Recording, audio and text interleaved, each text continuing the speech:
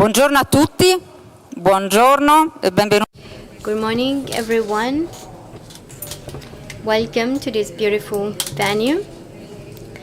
It keeps us cool in spite of the hot weather here in Rome. So first of all, thank you all for being here.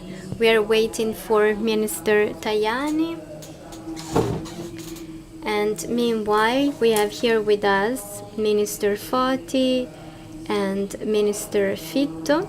We will give them the floor in a few seconds. Welcome. Commissioner, yes, Commissioner, as I said, it's too hot, and so we're all tired and stressed.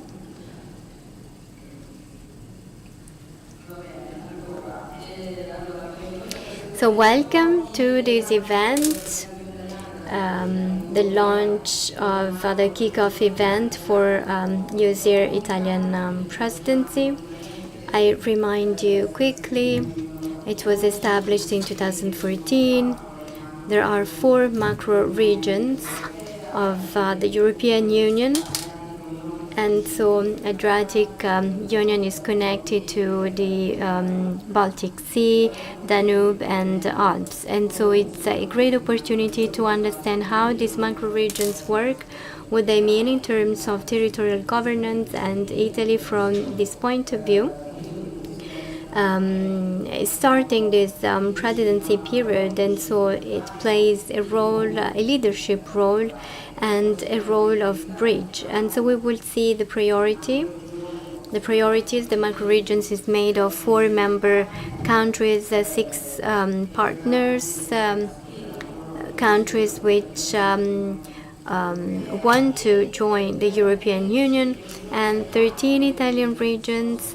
So this means 70 million people involved in these macro regions. So Italy, Slovenia, Croatia, Bosnia, Herzegovina, Serbia, Montenegro, Albania, Greece, and so we are starting this presidency after North Macedonia. Now I'd like to invite here the Secretary General of Union Camera, Giuseppe Tripoli. Good morning, Mr. President, welcome. No, Secretary. You are the secretary. Okay, so I'm sorry, I'm changing the roles to everybody. Maybe it will be better after a coffee. So I'd like to welcome an important event that took place yesterday at the Ministry of Foreign Affairs, an important agreement between Union Camere and the Ministry of Foreign Affairs, because this is what the Chambers of Commerce do on a territory, the consolidation of the cohesion policies, the cooperation policies. You have the floor. Thank you. First of all, good morning everyone.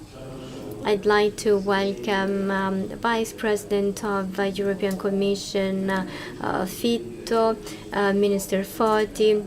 Minister Tajani is about to arrive.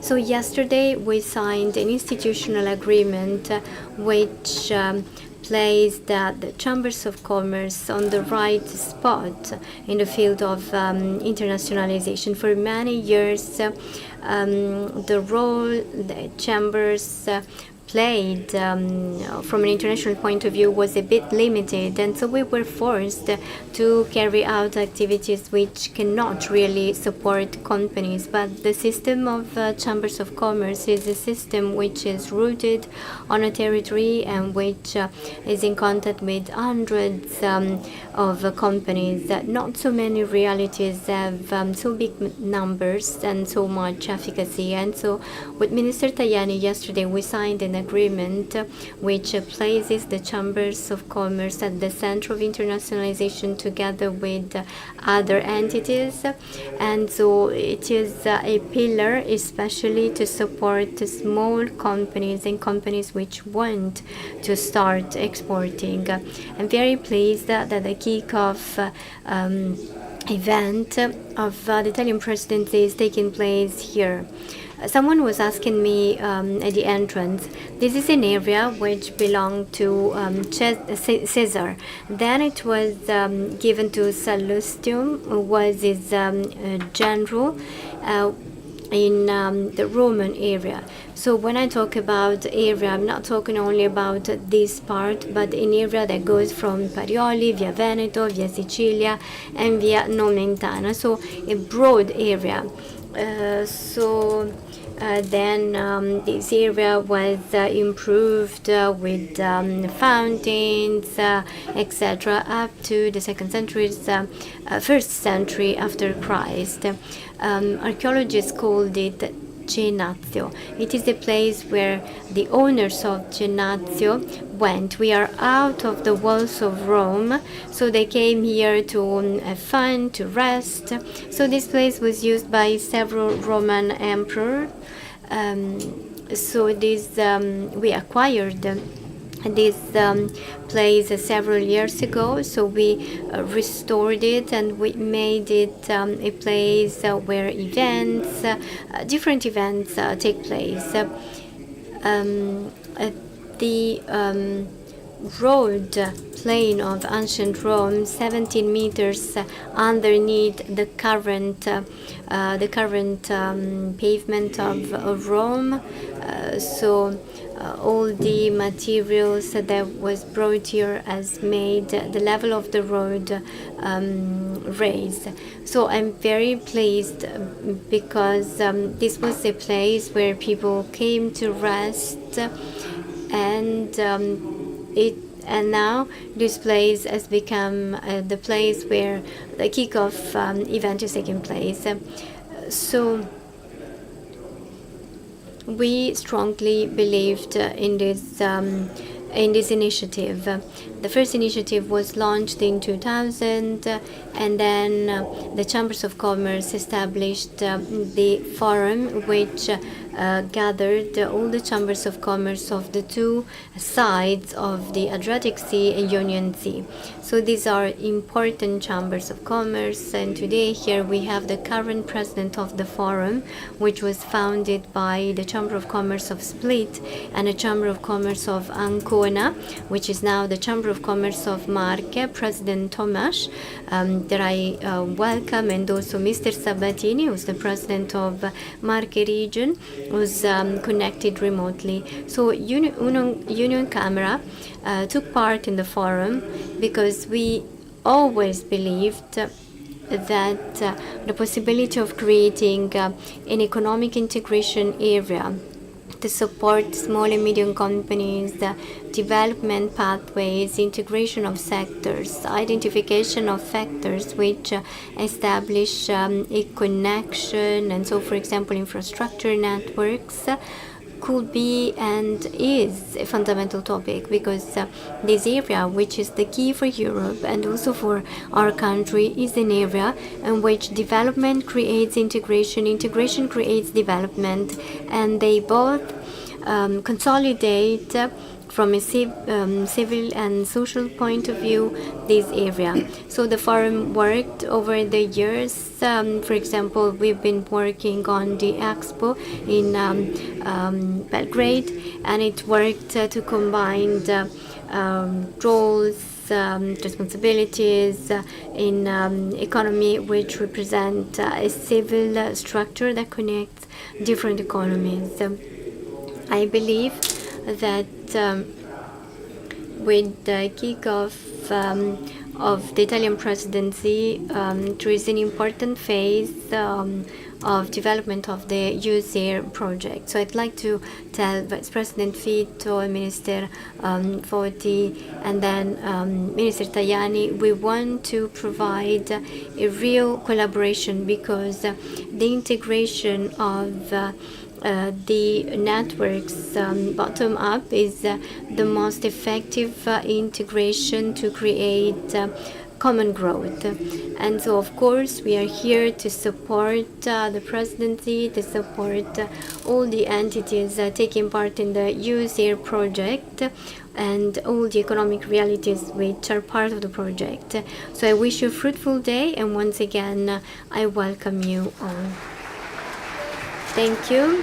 Thank you, Secretary General of Union Camera, Giuseppe Tripoli, who reminded us one of the main pillars on which macro regions are based, the cultural natural heritage, sustainable tourism, the blue growth, the connection among regions and infrastructures. So we will see how the quality of the environment, integration and inclusion are involved in this project. So I'd like to welcome Minister Tommaso Foti, Minister for Foreign Affairs and the National Recovery and Resilience Plan and Cohesion Policies.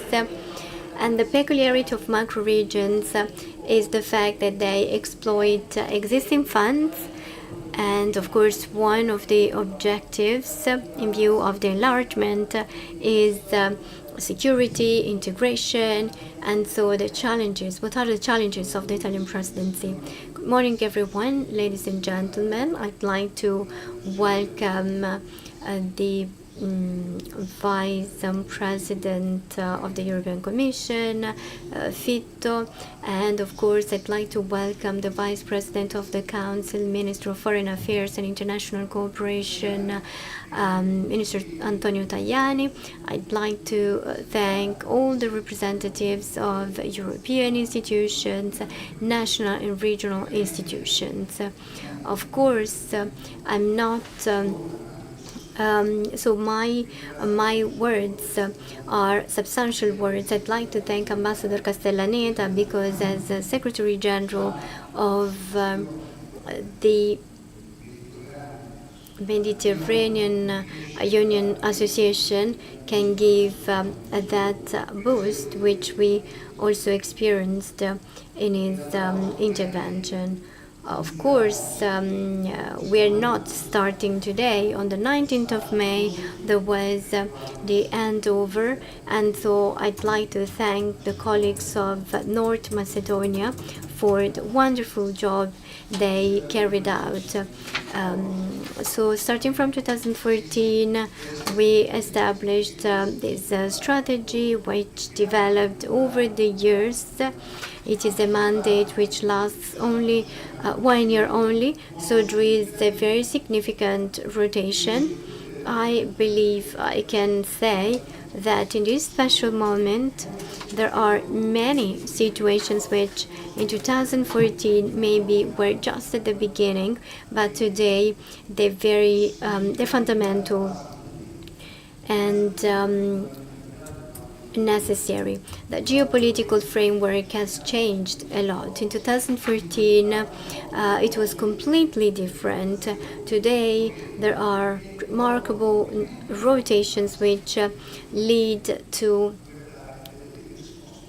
different European strategies and responses. And then we have the climate issue.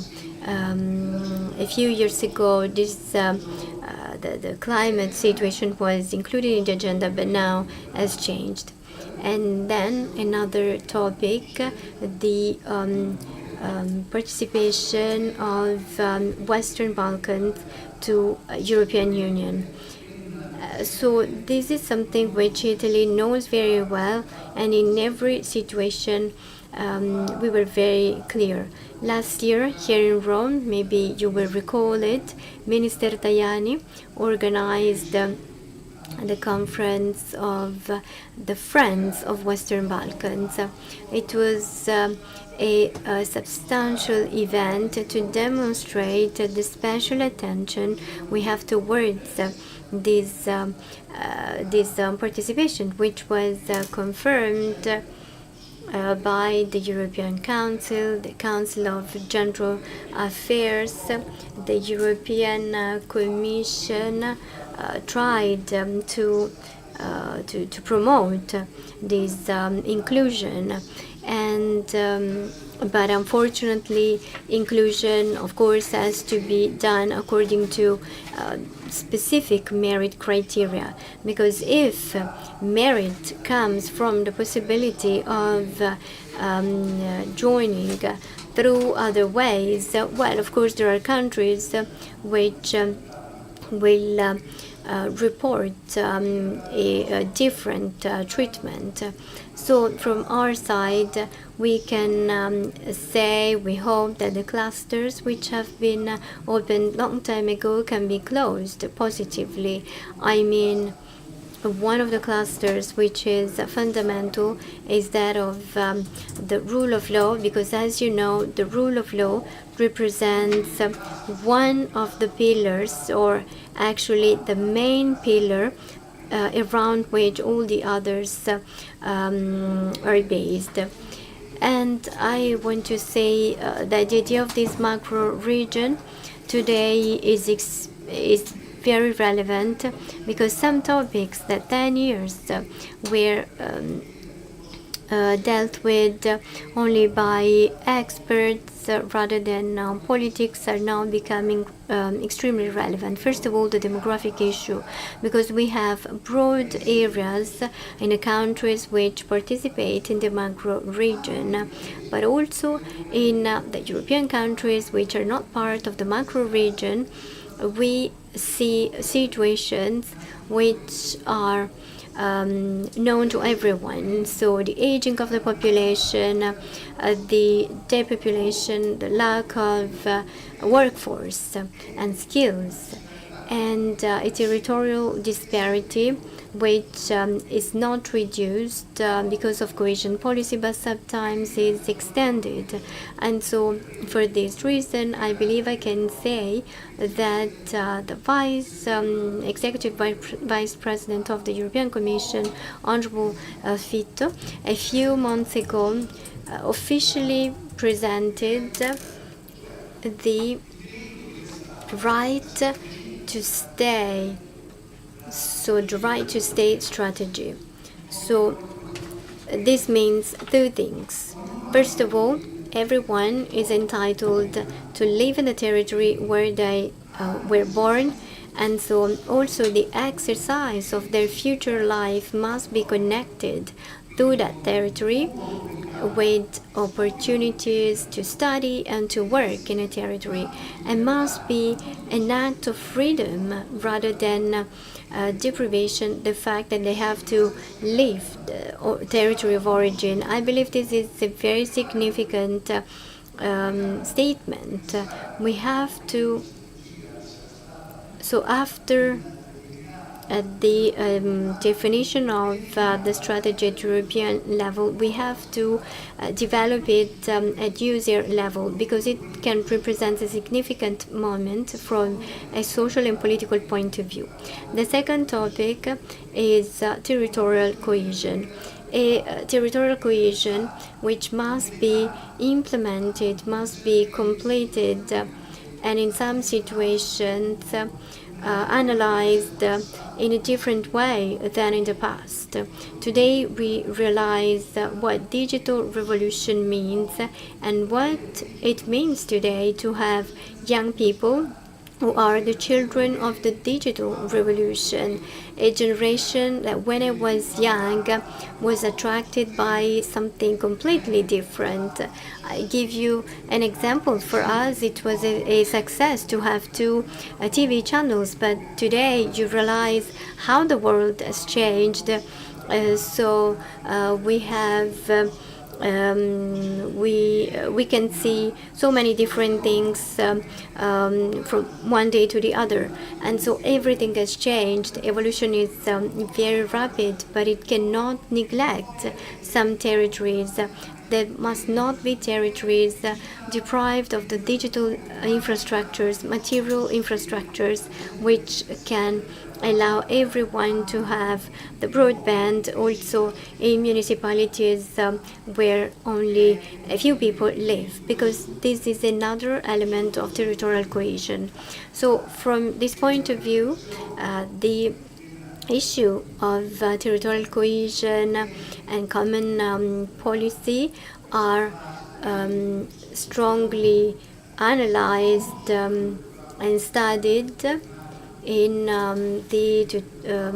the multi-year plan of 2028-2034, which the Commission submitted to the European Parliament and then the European Council. And I have to say that we need to be cautious towards some statements, because this is not a decision which is only made by us. Of course, we support common agricultural policy and cohesion, but this is something which concerns the 27 countries of the EU, but it is something which is related to the fact that we need to find a common point in the European finance, European budget, because there are too many differences in the discussion at European level. What else can I add? For sure, the energy issue and transport issue are two fundamental issues for the macro region. We know that contrarily to the past, and what we thought in the past, that the Adriatic Sea and Ionian Sea were areas which didn't count so much. Now we believe that they are an area fundamental for the European policy. When we talk about Balkan countries, we're not only talking about adding a few countries to the European Union. We're talking about a redefinition of Europe, and for this reason we must focus on strategies which will involve European integration, cohesion, and security. So these are the themes we want to develop and study. Of course, the energy topic is an extremely complex topic. We often start talking about costs, but actually we should start analyzing the infrastructures to see how to reduce costs, because if we just reduce energy costs with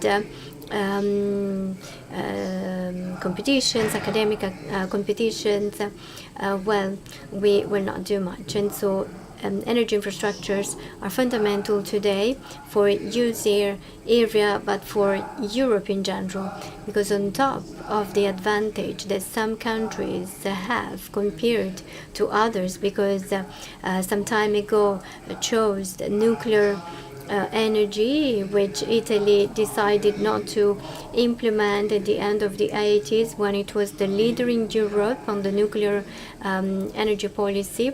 Well, that was a choice which was validated on two occasions by a popular decision, and so I believe that we must not always blame politicians only. So it is there's a broad responsibility of everyone. So the infrastructure topic is a fundamental topic, and EUSAIR doesn't have funds because for EUSAIR we have no funds, no new administrative capacity, no new legislative capacity. So for this reason, for example, in the Interreg, there are some spaces where EUSAIR policy can be included, and so we must use these tools, and we must try and open more to the society, because these strategies are relevant. These strategies are relevant only if all stakeholders had the opportunity to talk, to discuss, to participate, to contest. We cannot believe that there are only decisions taken from top down. So we believe that these strategies are working only if they are then turned into actions. And so thank you all, and have a nice day. Thank you, Minister, Fati, Minister for European Affairs, National Recovery and Resilience Plan and Cohesion Policies.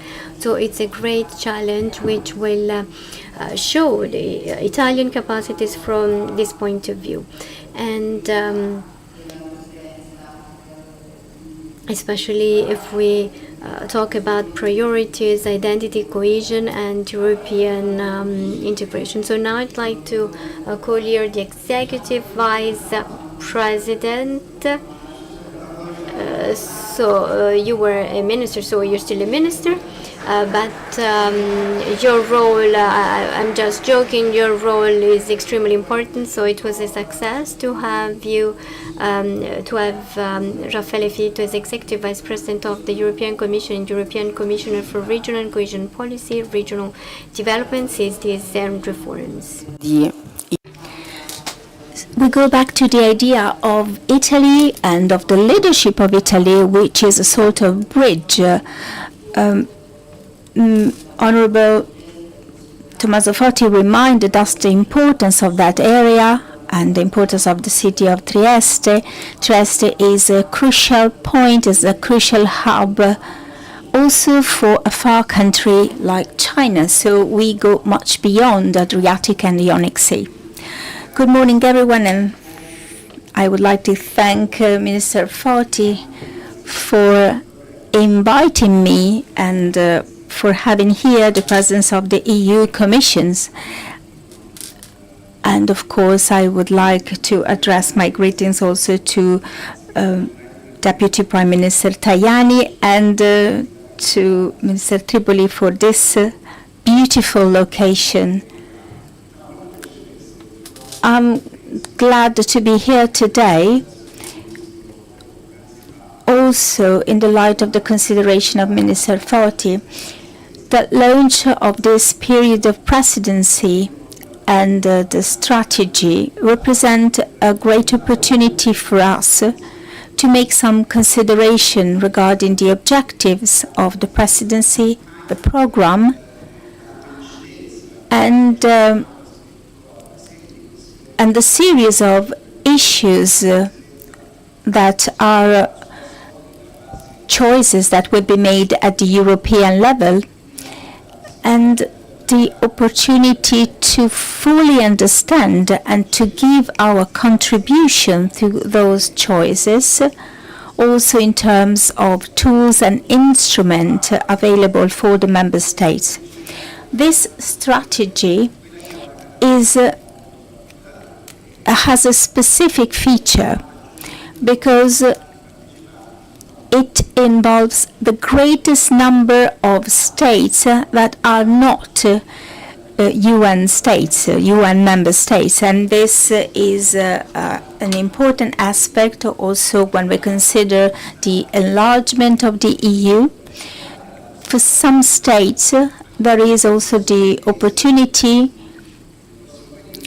to tackle a decisive phase in the future.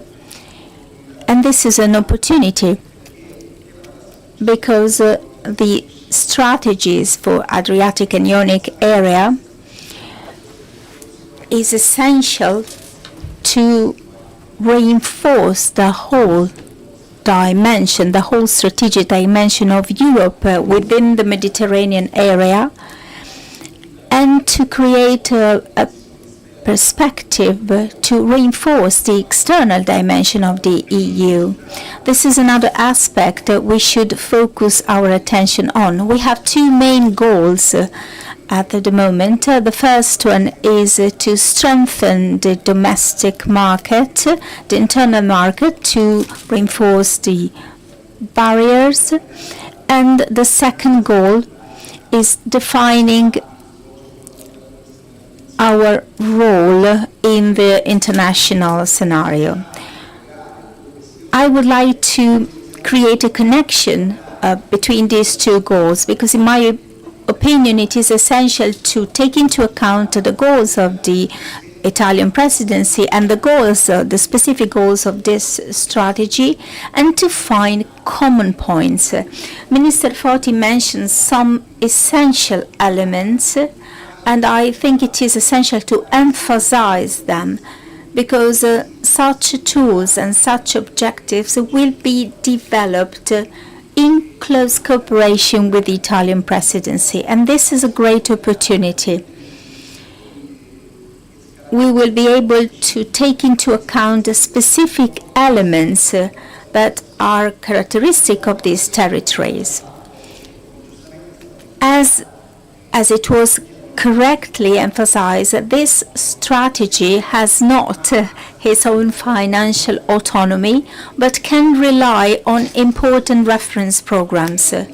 Interreg is one of them, and in the proposal of the European Commission for the period 2028 to 2024, we added 1 billion euros for the Interreg programs, and this is a great opportunity, because the strengthening of these programs will give us the opportunity to attain those goals. And because of this lack of financial envelope, we will have to work on the programs, cohesion, first of all, which is a topical issue in this phase.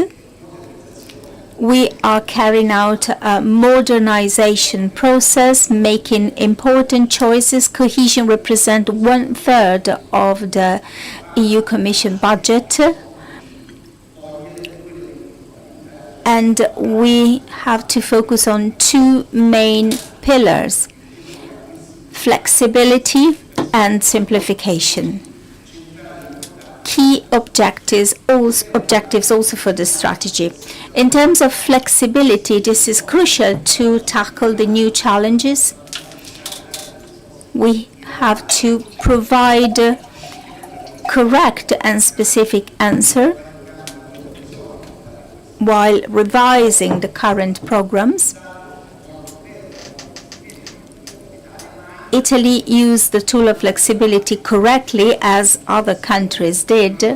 And then we have to focus on simplification. At the moment, we have 540 programs, and we will have 27 regional plans. So this is a key issue also in terms of governance. We have to tackle the territorial disparities. We have to maintain the profile of the principles we have defined. And there will be a greater number of non-EU countries joining the strategy. For this reason, it will be essential to strengthen the administrative capacity within the rule of law.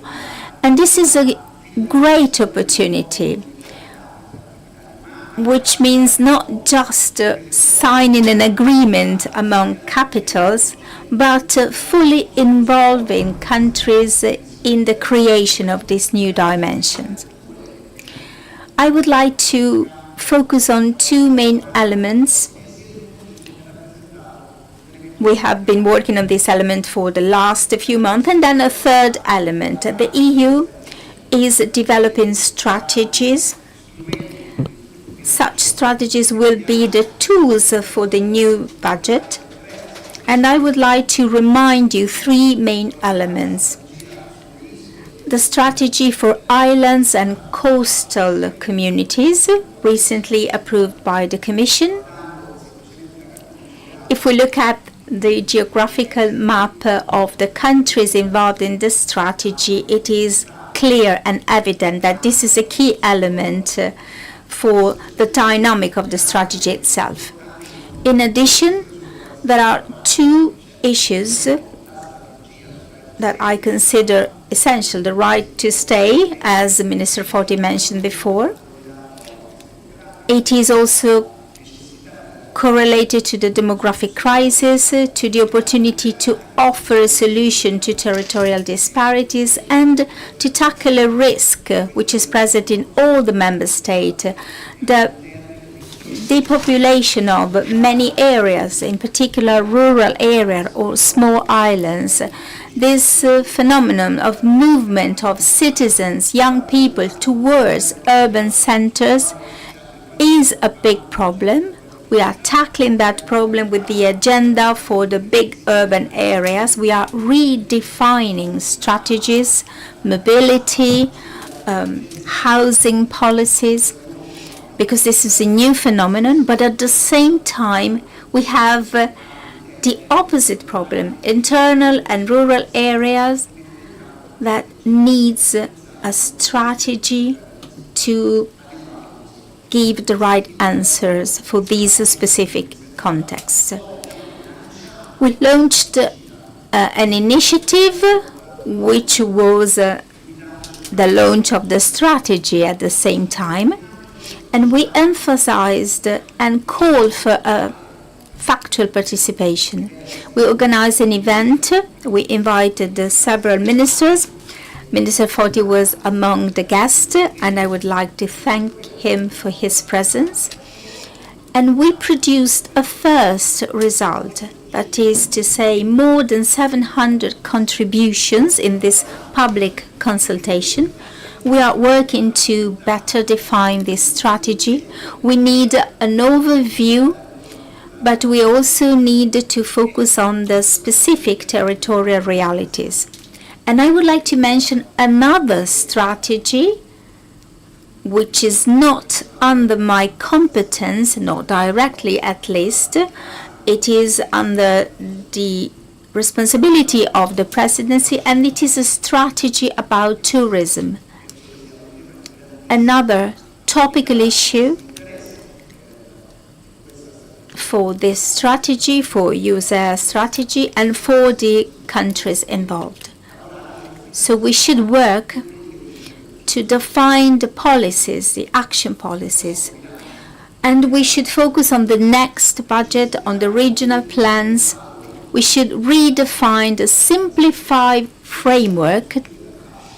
We should have a grassroots approach, and we should be able to focus on the real needs using the tools available, but also putting in place an action to create a dialogue among the different programs. It is true that we do not have specific resources for this project, but it is also true that we can create a dialogue and we can create an alignment considering the resources allocated to the different areas and regions, so that we avoid overlappings and we can create a base to give possibilities for the futures. The many objectives of the strategy are part of the work of the Commission. That's why it's a pleasure for me to be here with you today. And I would like to remind you that we can work well and fruitfully together. And I would like to conclude by emphasizing a key aspect, not only for this strategy, but generally speaking. Recently, I was entitled with the situation in Cyprus, which is a key area, and we should focus on young people to imagine a future perspective. We should work together to offer such values to the new generation, to reinforce such values, and to relaunch them, so that such values may be the pillars for the future projects. That's why I remind you that I'm happy to be here, and I hope that in the future we will be able to work together to achieve the goals we have mentioned. Thank you. Thank you. And I would like to greet the Deputy Prime Minister.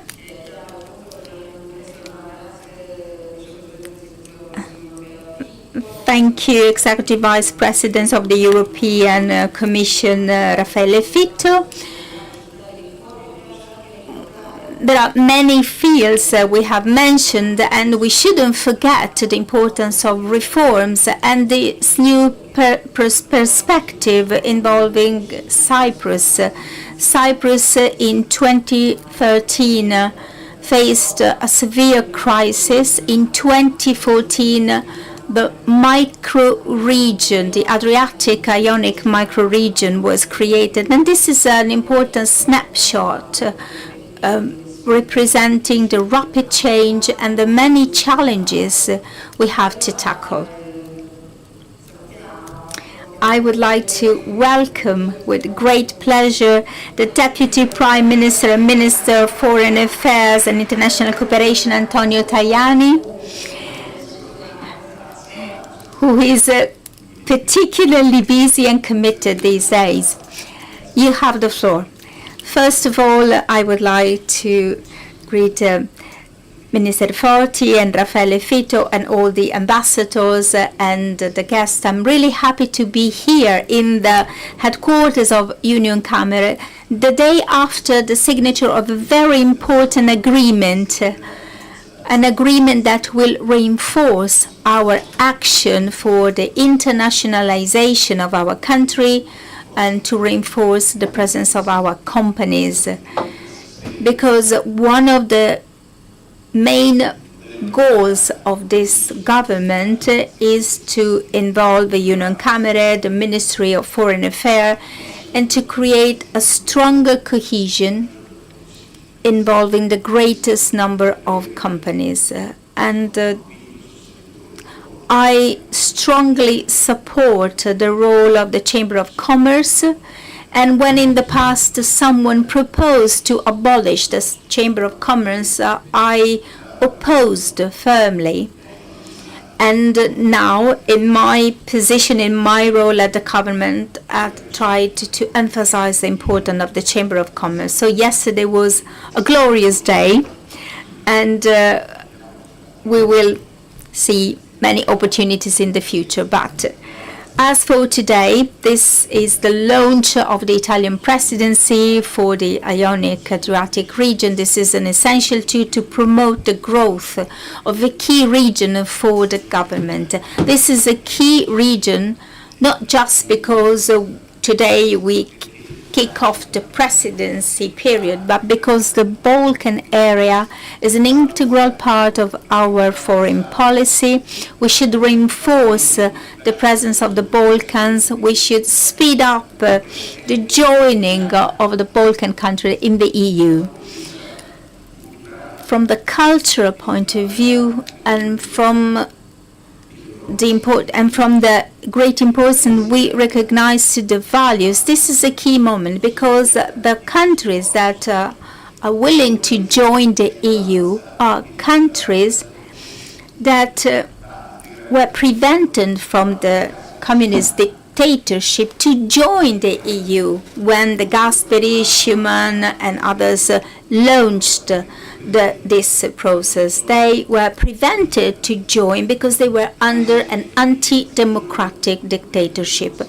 After the collapse of the Berlin Wall, it is rightful and correct for these countries to join the EU.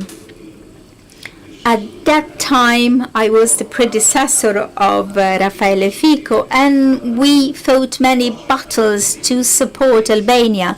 And today, Albania and Montenegro are ready to join the European Union. But we are working to give all the other candidates the opportunity to join the EU. And the Adriatic-Ionic region will be an additional element to support such choice. It is a strategic choice. We launched many parallel initiatives, and I have a very rational mind. In my mind, we should focus on the objective, and the objective is to strengthen such region and to give the countries that are not EU member, not yet, the opportunity to join the EU. We have launched many initiatives, Corridor 10, Corridor 8,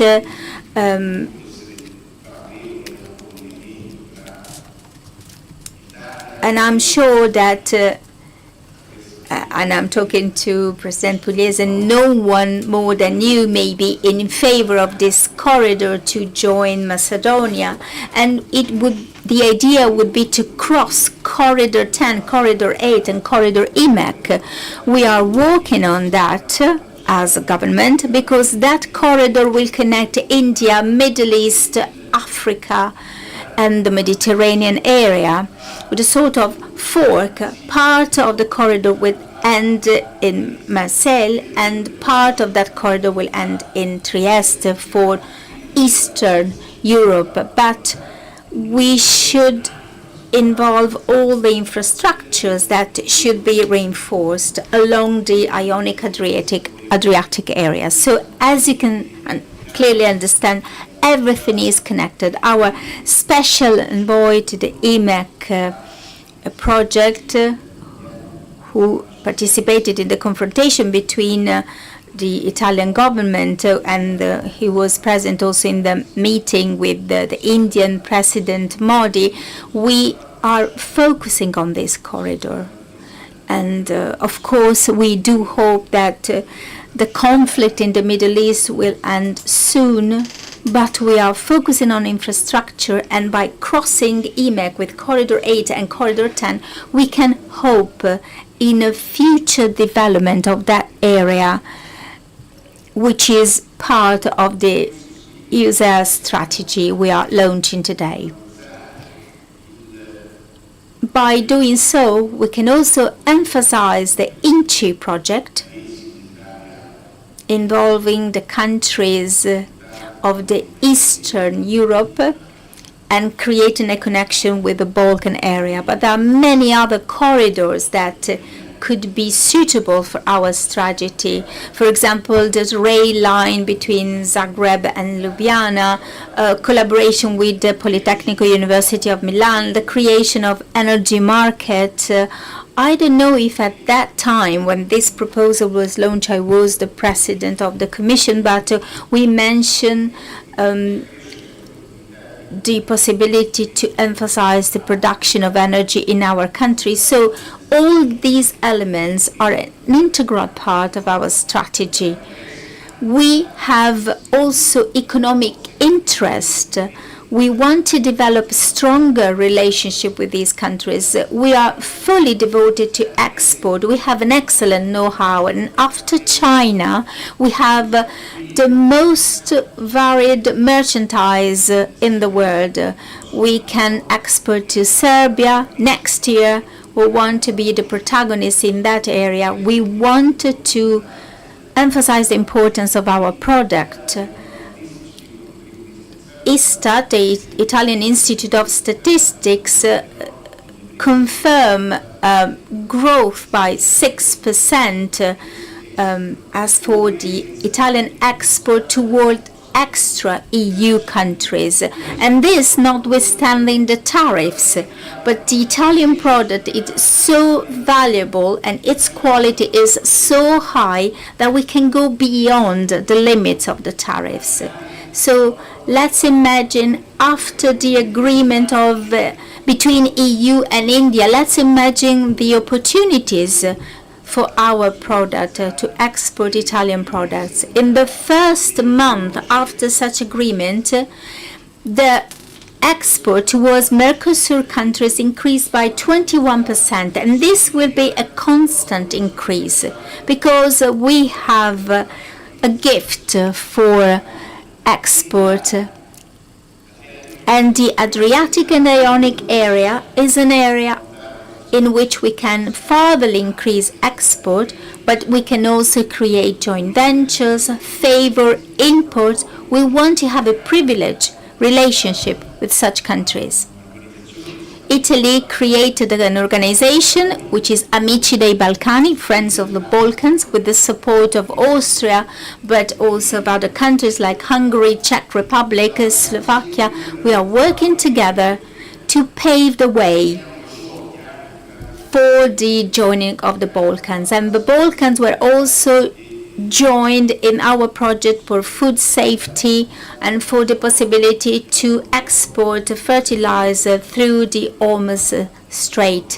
We called it the Rome Agreement in cooperation with the country of the Arabic Union, because we know that together with gas and oil, the issue of fertilizers is another important topic, because everything, as I said before, is interconnected. And I think that we can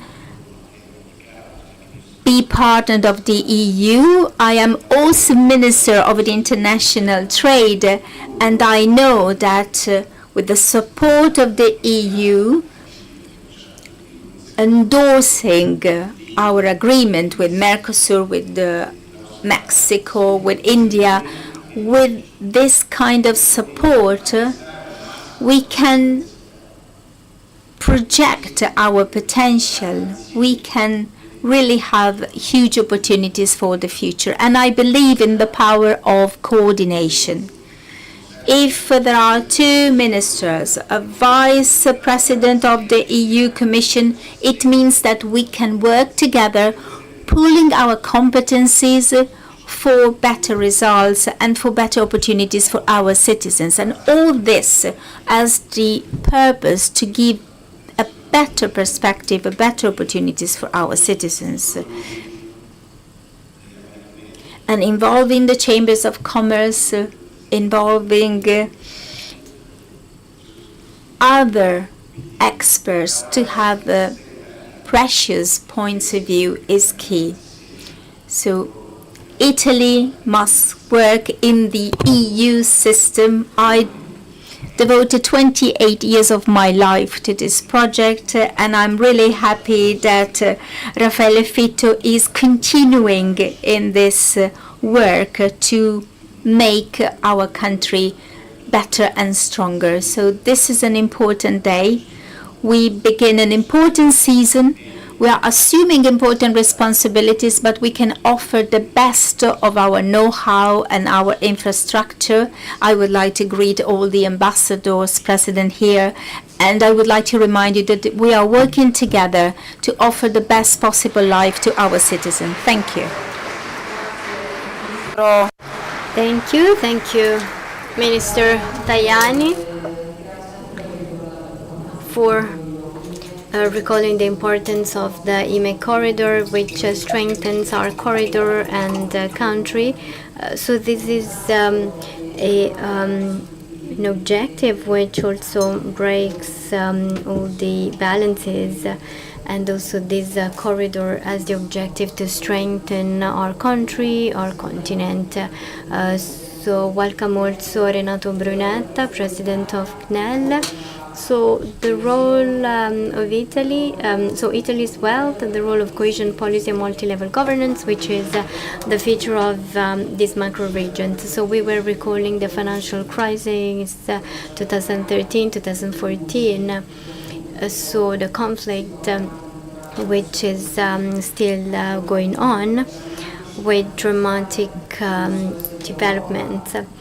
But strengthening Europe and strengthening our potentials, the blue growth is one of the pillars on which our continent is based. Genoa, so you were recalling Genoa, the ports, so the 13 regions which are concerned, if we also talk about the region of the Alps, and so the macro region of Baltic Sea, Danube. So this gives us an idea of the importance of the macro regions, especially the one of Adriatic and Ionian Sea. So now I'd like to invite Councillor Francesco Pantaloni, Francesco Acquaroli, President of the Marche region. Francesca Pantaloni, sorry. So we will talk about the initiative for the Adriatic later. So Mrs. Pantaloni, you have the floor. Good morning, ladies and gentlemen, ministers, ambassadors, representative of the European Union, representative of the regions. First of all, I'd like to welcome you on behalf of the President of Marche Region, Francesco Acquarola, and I'd like to thank the Department of Cohesion Policies and the Ministry of Foreign Affairs and all the partners of the Adriatic-Ionian strategy for building a pathway which allows us to launch the year of the Italian presidency, a presidency that comes in a very important phase for Europe and the whole macro-Adriatic region, characterized by several geopolitical changes, the challenge for the enlargement of the EU and the ecological and energy transition, and the need to strengthen competitiveness and the resilience of our territories. The choice of Italy to place at the center of the presidency all the topics which were stated: European integration, connectivity, social cohesion, strengthening of economic networks of small and medium enterprises, is a choice which we share. These are priorities which respond to the needs of the citizens and the territories of the region, and which can contribute to build a stronger Europe, closer to the communities and capable of tackling the challenges of the future. So Marche region consider the strategy not only a European strategy, but a concrete space for cooperation, dialogue and development. Because of its history, geography, our region is deeply connected to the Adriatic Sea and the Ionian Sea. Commercial flows passed through them, cultural relations were developed, productive systems, research centers, universities, cooperation among local communities for centuries worked in order to create a common identity. For this reason, Marche region decided to invest on the Adriatic-Ionian strategy by taking a very active role in the national governance and in the definition of strategic priorities. Today, Marche region coordinates the participation of Italian regions in the strategy, and it contributes to connect the territory, the government, and European institutions. I believe this role represents a significant example of the value of multi-level governance, because when we talk about multi-level governance, we're not talking about theory, we're talking about the capacity to build European policies which can involve all institutional levels by enhancing the contribution of regions, local entities, universities, companies, chambers of commerce, and civil society.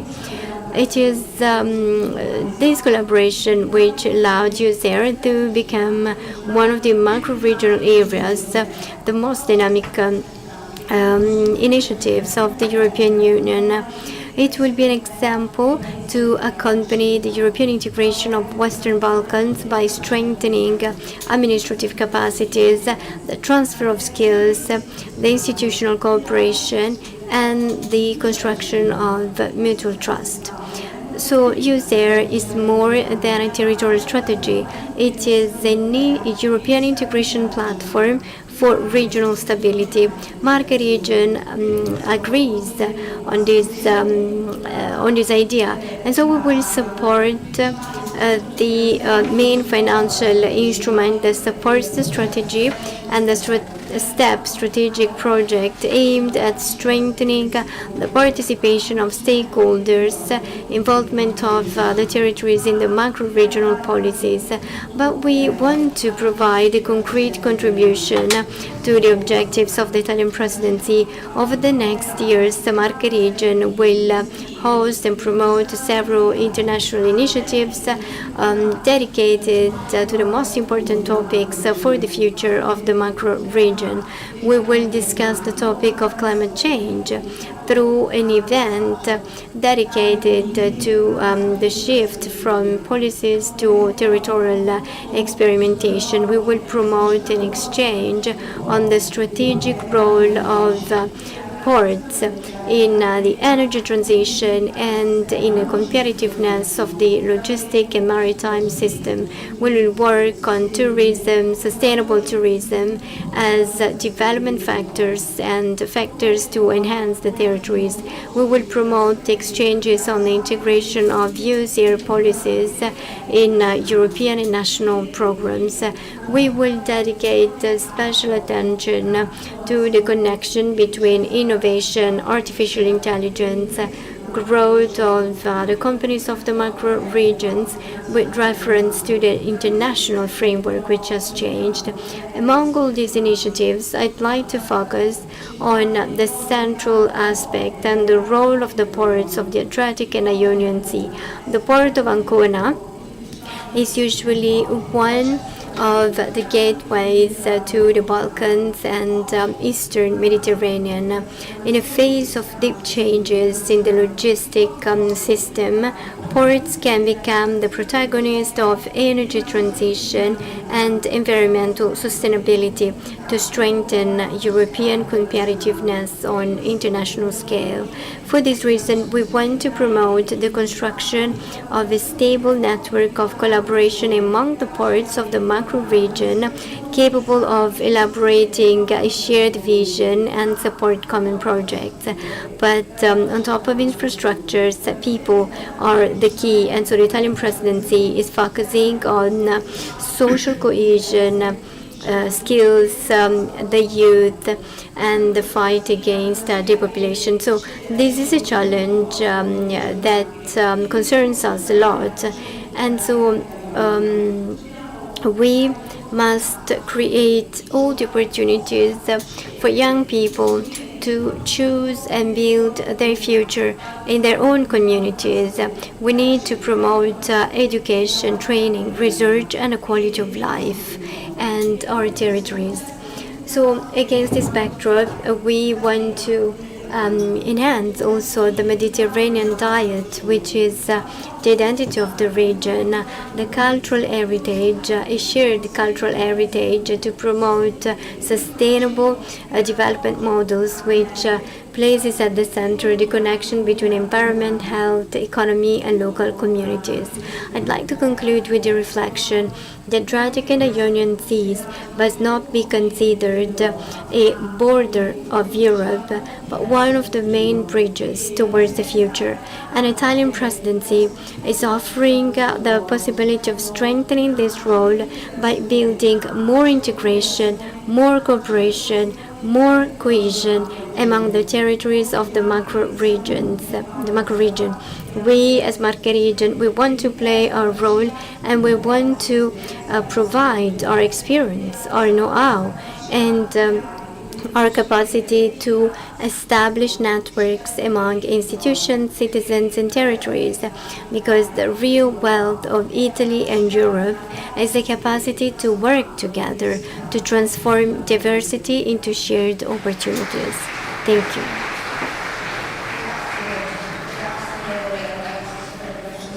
Thank you, Councillor Francesca Pantaloni, Councillor for Budget and Productive Activities, Minister of Foreign Affairs and Vice President of the Council, and Executive Vice President for Your Living.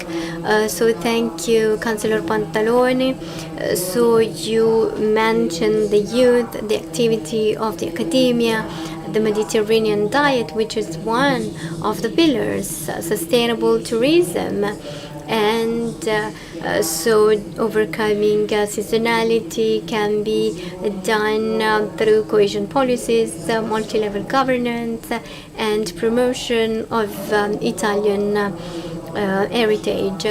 So we were mentioning the port of Ancona, but also the port of Trieste. The president of the autonomous region of Friuli Venezia Giulia Massimiliano Federica is not with us, but he sent a video message that we can listen together. Good morning, everyone. Welcome to representatives of the government, authorities, and representatives of European regional institutions taking part in this important event for the kickoff of the Italian presidency. A special thanks to the Minister of Foreign Affairs and Cohesion Policies, Tommaso Foti, Vice President of the Council and Minister of Foreign Affairs, Antonio Tajani, for the invitation. Thank you for the commitment and thank you for your support.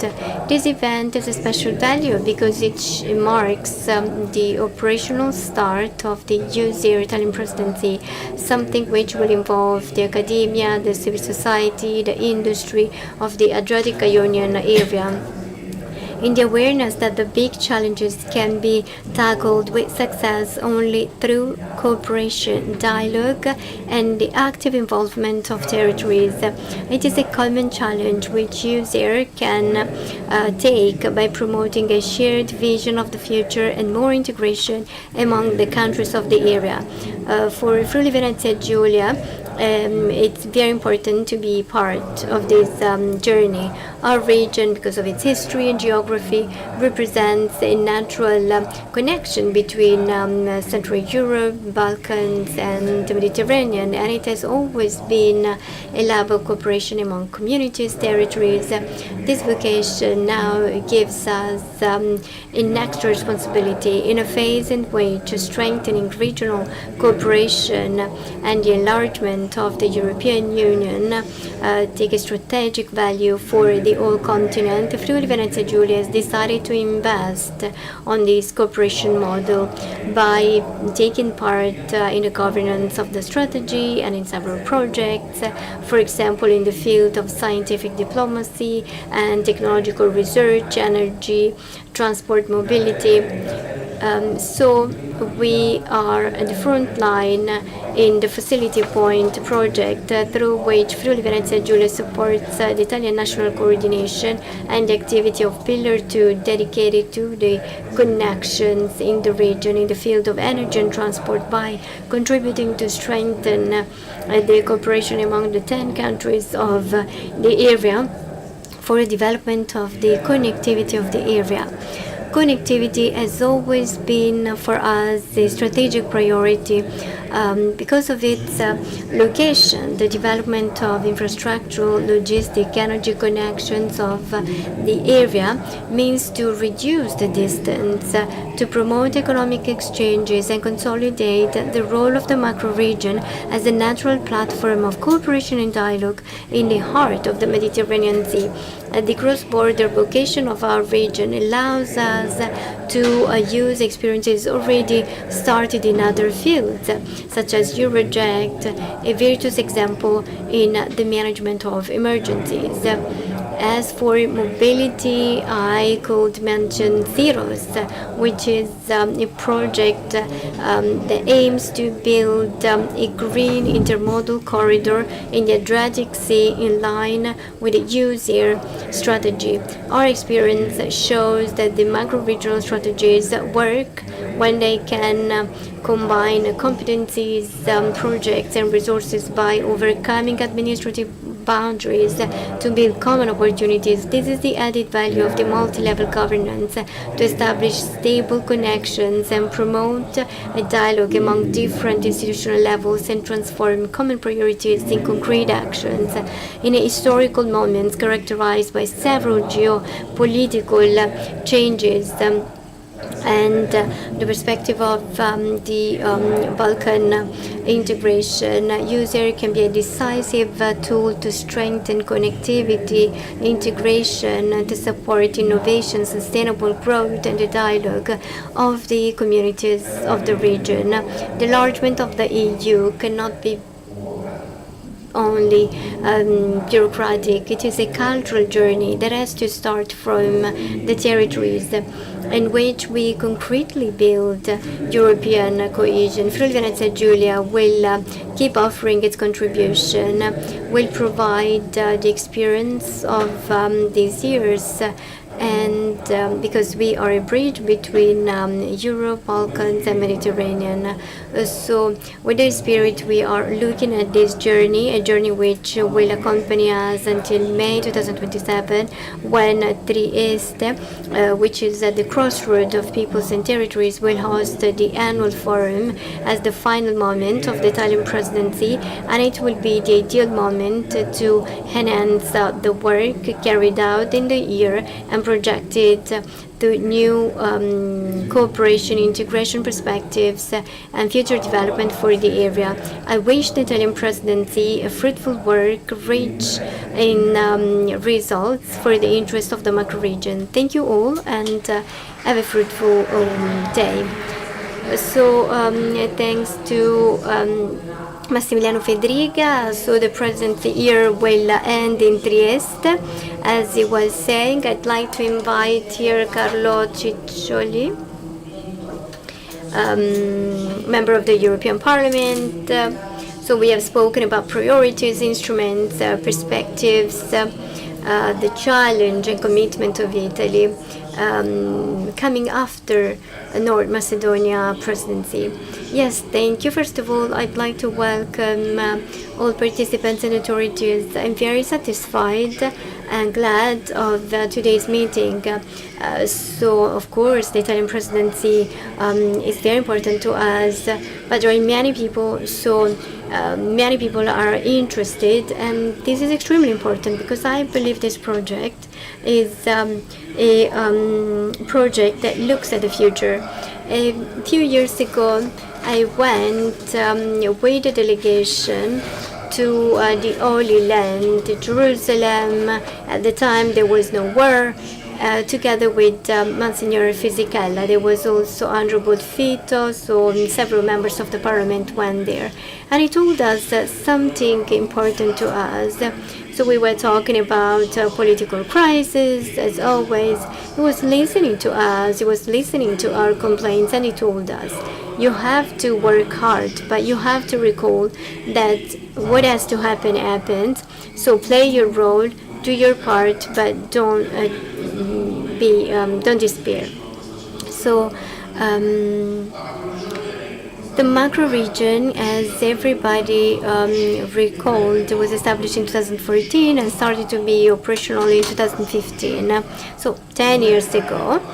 But actually, it never started to work actively because before 2020 probably there was a lack of interest and maybe and then COVID came, and COVID was the parenthesis which closed everything. But today we have completely different conditions. Paradoxically, today is the right moment. In other two regions, the Baltic regions went ahead. They received a lot of funding by the EU, but also the Trans-Danubian area. The two southern regions of Europe, the region and the other one, stayed at the edge. And so this is the moment of the Adriatic-Ionian area. I discovered that when we work in the Italian Parliament, we work at the Italian Parliament, but the activity European Parliament is more limited. But all side events and meetings and institutions are very important.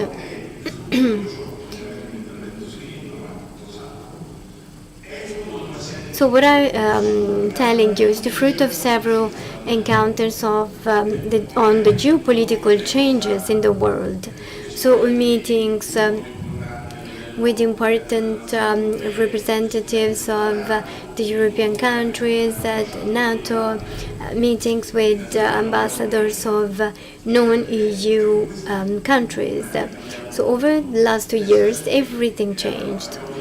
I mean, we all know that the Atlantic policies which ruled the world for 80 years are no longer so effective because of Trump, and not only for Trump.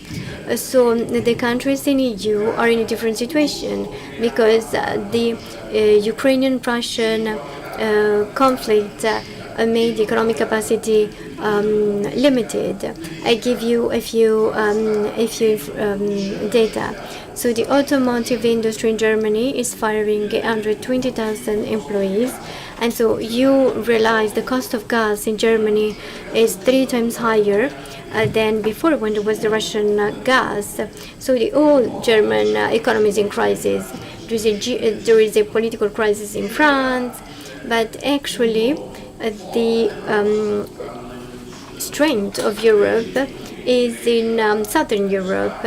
So Greece, Spain, Italy become protagonists, and so the Mediterranean Sea becomes the protagonist, even because Africa is emerging. Africa is the continent of the future because of the demographic explosion, but also for the rare lands, rare metals, and as a matter of fact, China wants to go to Africa. And so on top of the Middle East crisis, manufacturing countries are China, India, South Korea, Vietnam, which transport goods to the Mediterranean Sea through the Suez Canal. And from the Mediterranean Sea, they go to North Europe, North Africa, and the Atlantic area. America. So the Mediterranean area is acquiring a very important strategic role, and the Adriatic Sea is the gateway from Suez of the area. So geography is changing, and there is and national borders are changing. Some time ago they were very, very strong, but now in the different meetings we have, we talk about 3 points. Those who control the world, those who control the space, those who control energy, and those who control the sea, which is 79% of the planet. Well, actually 71%. So national borders are mitigating, and regional areas are becoming stronger. The Adriatic-Ionian area is an area which is becoming fundamental again, but it was central also in history in the Trojan time. So the first parts were developed. It was the first way to get to east. So we have the Trojan port, and then after several centuries, Venice became the economic, political, and commercial area, the most important area. So these historical routes are becoming and will become a central area. So from productive manufacturing countries, India, China, etc., we go to the Mediterranean, and then goods are distributed in Europe, in Africa, North Africa, which is becoming stronger. I give the example of Egypt, that in 80 years went from 17 million inhabitants to 110 million inhabitants. So Algeria was a post-colonial country, has become extremely strong.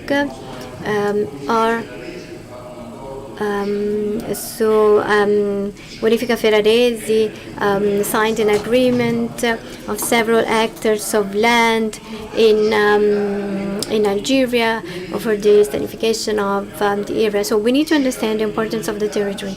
So 20 million inhabitants, the Ionian coast of Italy.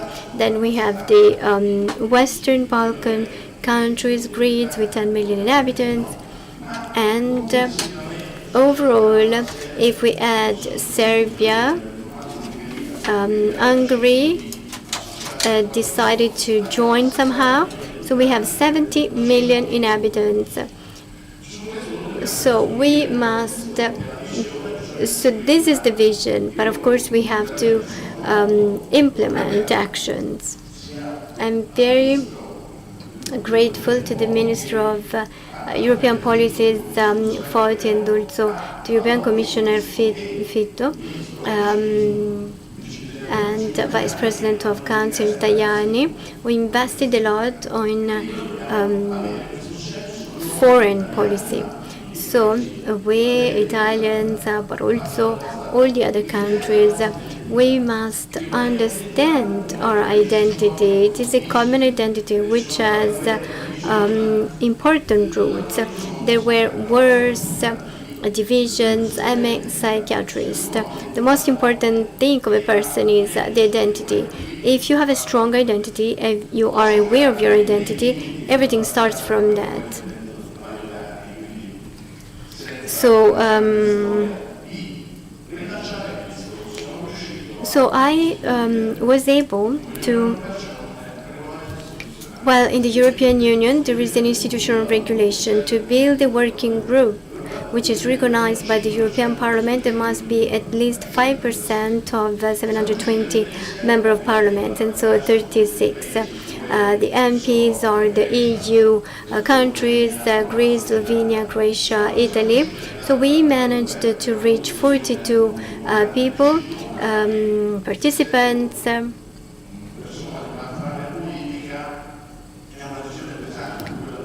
And we also managed to have Bonaccini with us. He was president for 10 years, president of Emilia-Romagna region. He said, nobody can understand better than me the importance of this policy. We had the port of Ravenna, which is a leading port in the Adriatic system, but I don't have much time to work with you, but his assistant came to our meetings. Sometimes we have great opportunities.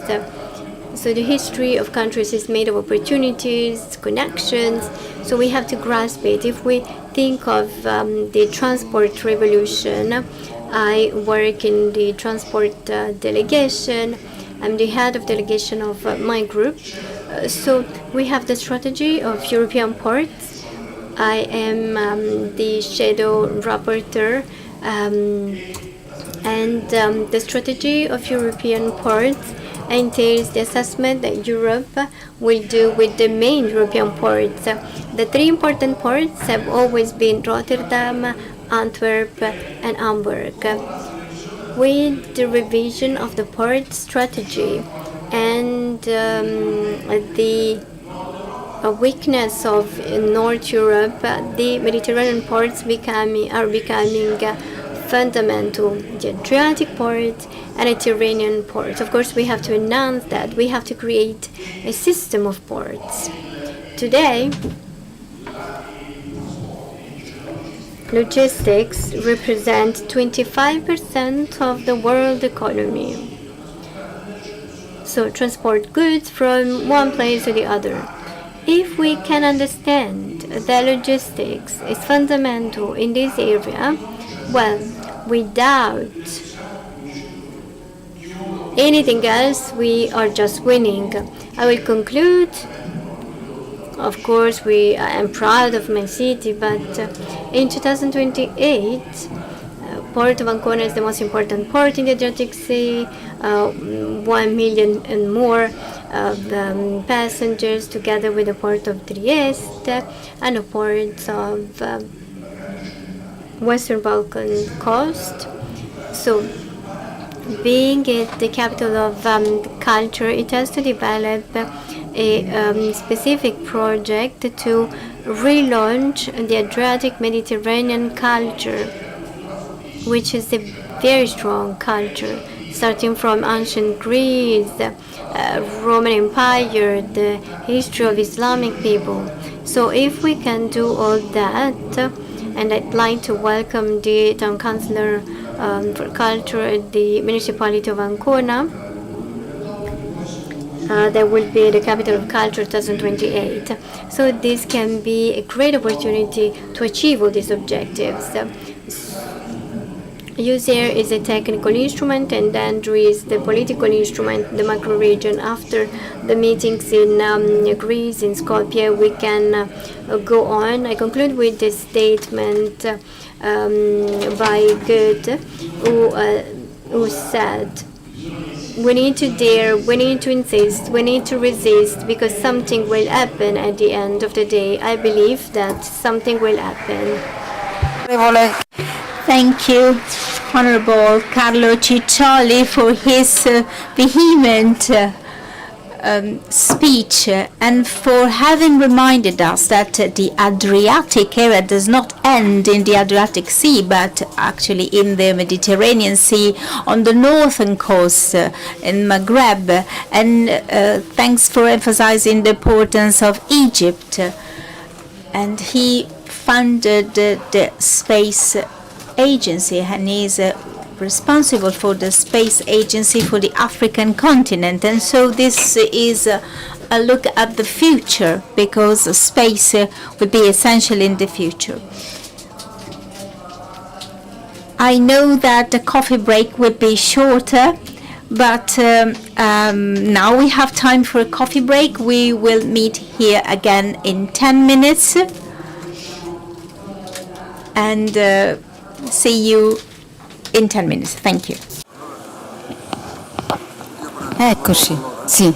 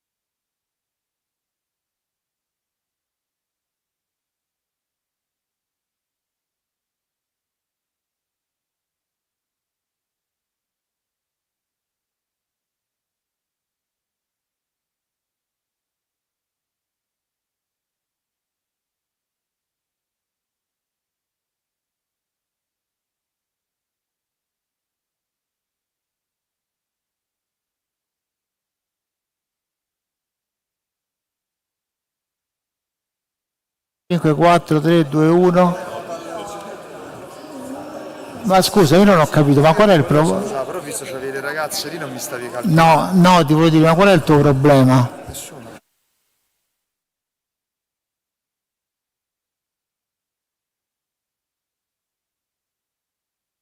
Scaduti, le uscite devono nominare una commissione, sono un po' lenti.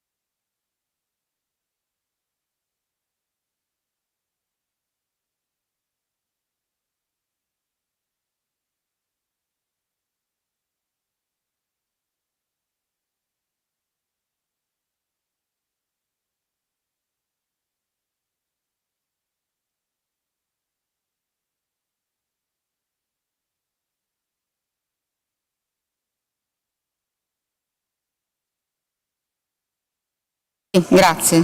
Eccoci, abbiamo... We have concluded the coffee break and we are ready to resume, trying to speed up and to recover the delay, the little delay. And again, we are grateful for this wonderful fresh room.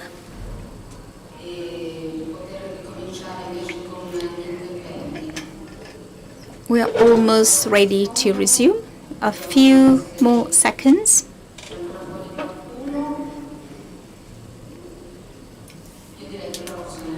And we are ready to resume. Our guests are here, and we resume from the priorities, from the tools, from the European perspective. I would like to welcome Ambassador Giovanni Castellaneta, Secretary General of the Adriatic-Ionian Initiative. Thank you for being here with us. We begin with you. Excellent experience as a diplomatic and expert in company management as well, and certainly someone who can give us a great perspective from the economic cooperation. Thank you. Well, it's a pleasure to be here. I would like to thank the political representative for illustrating the vision. I would like to address to the institutional representatives and the foreign representatives here with us today for the kick-off meeting. It's a great, it's a kick-off, it's a real kick-off today. It's the beginning of a match that will be successful, not as happened in other fields. So it is not a negative kick-off, but the opposite is a very positive one. So I would like to thank the Chamber of Commerce for hosting us in this wonderful seat belonging to Caesar. So we are particularly motivated to conquer and to hold up the European flag. We live in a complex moment, in a moment of instability, and the Italian presidency arrives at the right time. An authoritative country in the EU is leading the presidency, bringing, as I hope, all of us towards the last mile to join the Balkan countries in the EU. A sort of reunification, something that was already existing from the cultural point of view. And for sure, the right political and economical framework will consolidate this strategy. The Adriatic-Ionian initiative started to accompany the joining of Balkan countries to the EU, favoring the dialogue among all the countries in the region. This has been already mentioned, but I would like to remind that this is not just a political, technical, or administrative program, but a strategic choice and investment in security, in the future of our continent, especially in this period when we are threatened by adversaries using inappropriate weapons. We want to remind the central role of the EU, and this is a reason for pride and stimulus for us. We want to continue our action with reforms, and as a permanent secretariat of AII, we are accompanying the Italian presidency, offering technical support and any other kind of support to strengthen cooperation. As already happened in the previous presidency's period, we want to accompany such pathway with scholarship, trainship initiatives for the young people of the regions, as the people who spoke before me correctly reminded. We must invest in the future of Adriatic-Ionian area. And I would like to focus on three main events. First of all, the two committees of senior officials that will be celebrated with the governing bodies of the EUSAIR strategy in February. And these are fundamental opportunities to guarantee a cooperation between the Adriatic-Ionian initiative and the macro-regional strategy to strengthen cooperation, which is one of the pillars of our model.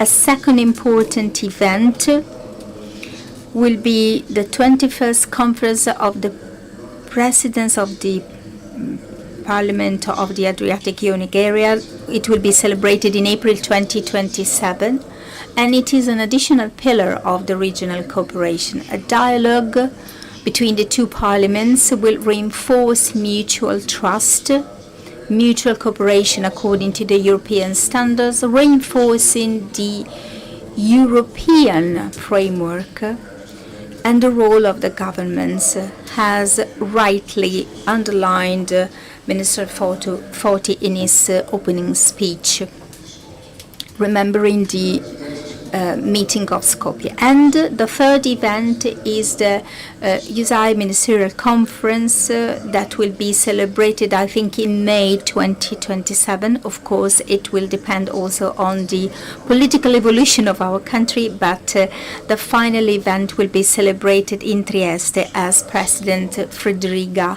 reminded us. So it will be a symbol, an event between the two banks, the two areas of the Adriatic and Mediterranean.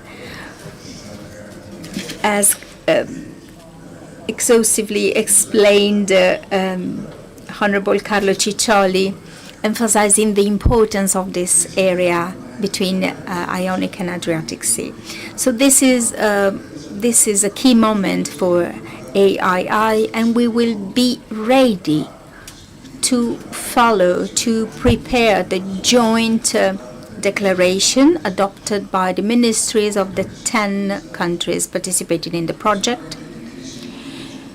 The political addresses will be defined, as well as the cooperation. In addition, the permanent secretariat remains available, as happens in the past, to promote and organize roundtables to analyze in depth specific topics and this will be carried out all along the presidency years. Among the different initiatives, there will be also the Forum of Culture of the countries participating in the initiatives, and of course, it is important to remember that Ancona will be the city of culture for the year.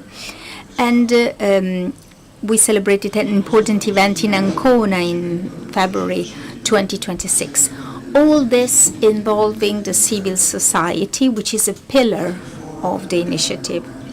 The 3 fora of the Chamber of Commerce represent an extraordinary network.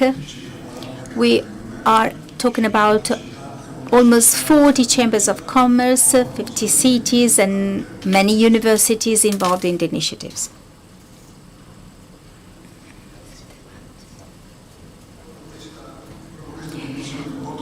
And this bottom-up dimension is one of the main added value of AII. The Adriatic-Ionian initiative represents a diplomatic and political framework within which the macro-regional strategy will be developed. And such integration between political vision and instruments will transform this experience into an extraordinary experience. In the year 2000, the Declaration of Ancona was launched. Last year, we celebrated the 25th anniversary of that declaration. And this region will be a leading region for the new Europe. The Permanent Secretariat reaffirms its availability to support the presidency, the Italian presidency, that will give its specific contribution to the EU, as Deputy President Tajani reminded us, and as President Fitto confirmed. I would like to thank you all for the organization. Unfortunately, the coffee break was very short, but I think that the importance and the value of this debate will compensate for the short coffee break. I wish you a fruitful day. Thank you, Ambassador Castellaneta.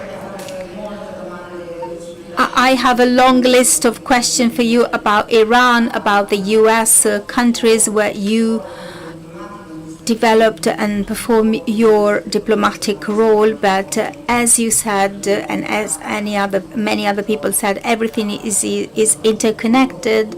Also, Ukraine entered in the conflict in the Gulf, and we will see the development of this situation in the next hours and days, and we'll see also the role of the diplomacy. But let's focus on the micro-regions, and here with us Elisa Cocco, European Commission DG Rigid, Directorate General for Regional and Urban Policy. She will give us some insights and some clear explanation about the challenges also for the Italian presidency. As well, as I said, as I was already introduced, my name is Elisa Cocco, and I work at the European Commission in the Directorate General for Regional and Urban Policy.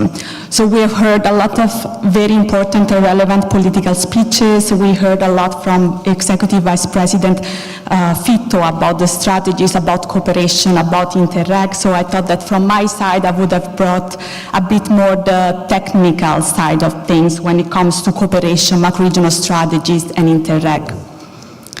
So it's very important to understand, first of all, that in Brussels, at the Commission side, we really believe in cooperation.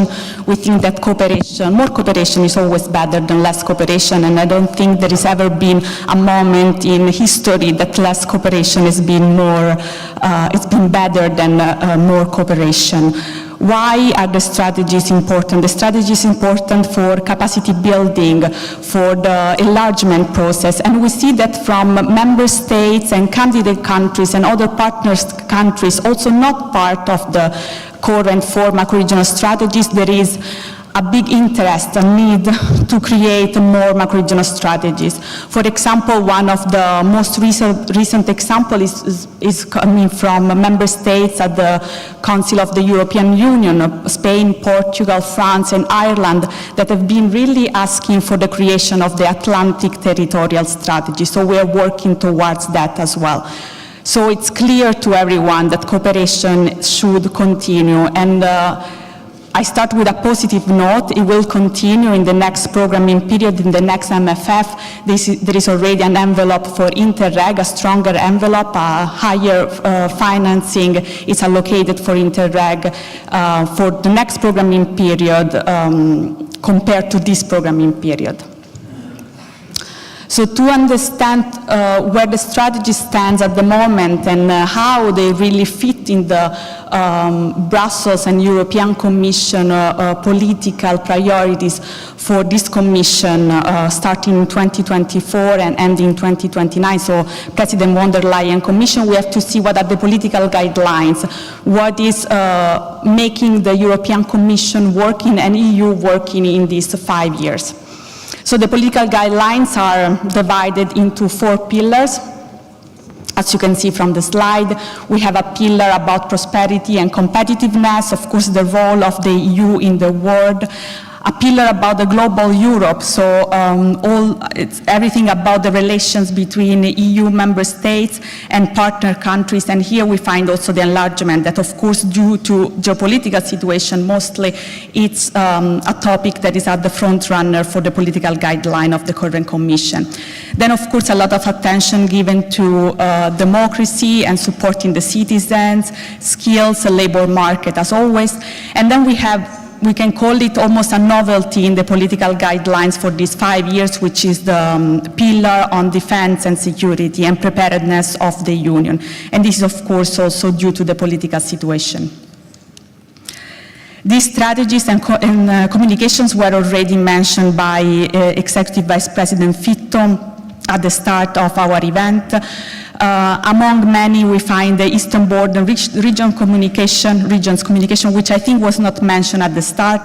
And this is really about how we can help the eastern regions bordering Ukraine, Russia, and Belarus, those regions that have lost their partners at the other side of the borders, how we can help them developing new economies, new partnerships, how we can also fight against disinformation. Another strategy that was mentioned by already President Fitto is the right to stay strategy, and this, of course, applies to the 4 macro-regional strategies in different ways. If we look at the Alpine strategies, if we think about the depopulation of small villages and towns in the Alpine region, this is, of course, a very relevant strategy. Same if we look at the Adriatic-Ionian due to the situation in the Western Balkans, but at the same time also the Danube, if we see how rural areas and border areas are looking at the population, for example, in Romania and Bulgaria. And again, this was already mentioned, the communication on islands and coastal communities, so how to empower coastal communities in the Adriatic-Ionian region, also giving more importance, for example, to bioeconomy. So looking at what I explained until now was a bit more the policy side of what's going on at the European Union level right now. If we look at the budget, this is the proposal for the next multi-annual financial framework. So a proposal that was made in July 2025 from the Commission, so about 1 year ago. Negotiations are ongoing right now. There are a lot of talks at the Council level, in the Parliament, and once the 3 institutions will have a position, then the trilogues will start in 2027. So the proposal by the European Commission is a very ambitious budget of 2 trillion euros, divided in different envelopes. One of the largest one, 44%, is dedicated to the national regional partnership plans and the Interreg plan. It's important to notice how the Interreg plan is, as I said, already larger than this current programming period. This is, of course, a proposal, so we will see how this will develop in the following months. But this really shows the importance of cooperation for the Commission, and it's also a very important sign for the continuity of the strategies, of the four macro-regional strategies and the new strategies to come. Because as we know very well, Interreg finances most of the implementation of these strategies through most likely the transnational Interreg programs that are overlapping with the same geography of the four strategies. Very quickly, this is how the proposal for the legislation looks.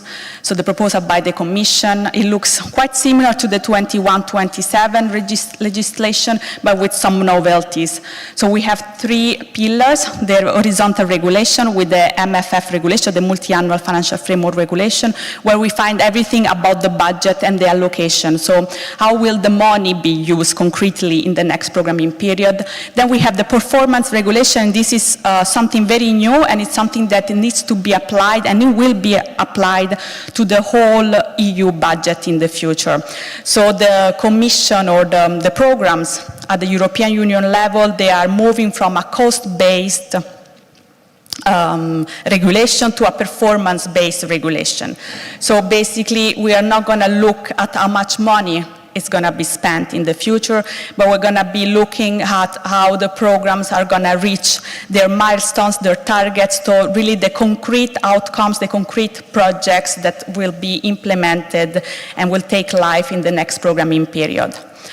Then if we move to the third pillar, we have the fund-specific regulation with the European Regional Development Funds, Cohesion Fund regulation, which includes many articles for Interreg, for the regulation of Interreg. So we actually already call it the Interreg regulation. If we have to look at the macro-regional strategies, what is changing at the moment is that if in the current programming period for the Interreg regulation, we find a specific article saying that the transnational program should use 80% of their budget for the implementation of the macro-regional strategies and the sea basin strategies. This is changing quite a bit for the proposal of the next programming period, because there is not such percentage that is specified in any of the articles. Nevertheless, in the last compromise text by the European Council in June, we see that the sea basin and macro-regional strategies are mentioned many times. And for example, Article 8, requirements for the Interreg plan chapters, does say clearly that transnational program shall take into account the thematic priorities of relevant macro-regional and sea basin strategies and consult relevant actors. As we know very well, Interreg should not be and is not the only funding sources for the implementation and the working of the macro-regional strategies and of their priority areas. So it's very important that for the post-27, for the next programming period, all the actors working in the macro-regional strategies start strong communication, strong talks with the member states to make sure that cooperation activities are included into the national regional partnership plans. At the same time, yes, this is it, basically. So there is very much communication that should be going on between the macro-regional strategies and the next programs, already starting now, because we want to make sure that they include cooperation activities in the future and that Interreg is not the only funding sources. This is just to show how the macro-regional strategies priority areas already are aligned with the next programming period in terms of policy topics, so competitiveness, defense and security, clean transition, enlargement, support for Ukraine, and support to the EU eastern regions bordering Russia, Belarus, and Ukraine. So we know that in terms of policy areas, the macro-regional strategies are already fully aligned. They are extremely flexible instruments, so things will change, and we know very well that the strategies will be able to change right after. And I end just with best practice, which is quite recent, and I know that will go on for a long time, which is the cooperation between the Adriatic-Ionian and the Danube macro-regional strategy. This is, of course, fundamental, looking at the fact that geographically the two strategies are covering some of the same countries. Most of all, when we talk about enlargement, it's very important that the two strategies talk to each other and cooperate in the best way possible, also for the future alignment in the next multi-annual financial framework. And with this, I end. Thanks a lot for the attention. Grazie. Grazie alla dottoressa Elisa Cocco Thanks to Elisa Cocco, who has clearly illustrated the challenges, and she mentioned defense, security, competitiveness, climate, support to Ukraine. So this is a novelty which reflects the rapid geopolitical change. Thanks, Elisa Cocco. Thanks to Ambassador Castellaneta. I kindly ask you to take your seat because there is a change of setting, and I would like to invite Dr. Julika Miskowska. I hope to have correctly pronounced her name. Welcome. Minister for European Affairs of the Republic of North Macedonia and National Coordination of EU Fund, representing the Presidency in this passage of testimony. I was about to mention his name. Am I referring to Councillor Michele Palma, head of the Department of Cohesion Policies, as I said, of the Presidency of the Council of Ministers.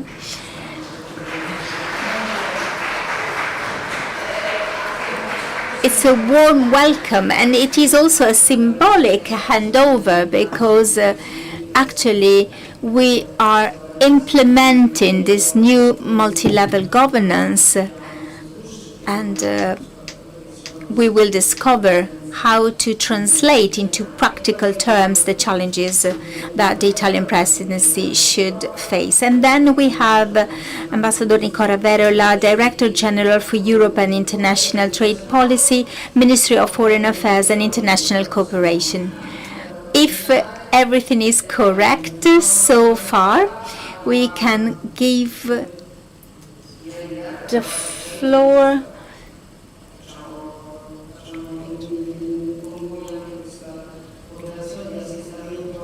to our guest. I give the floor to Zwisja Smeszkowska.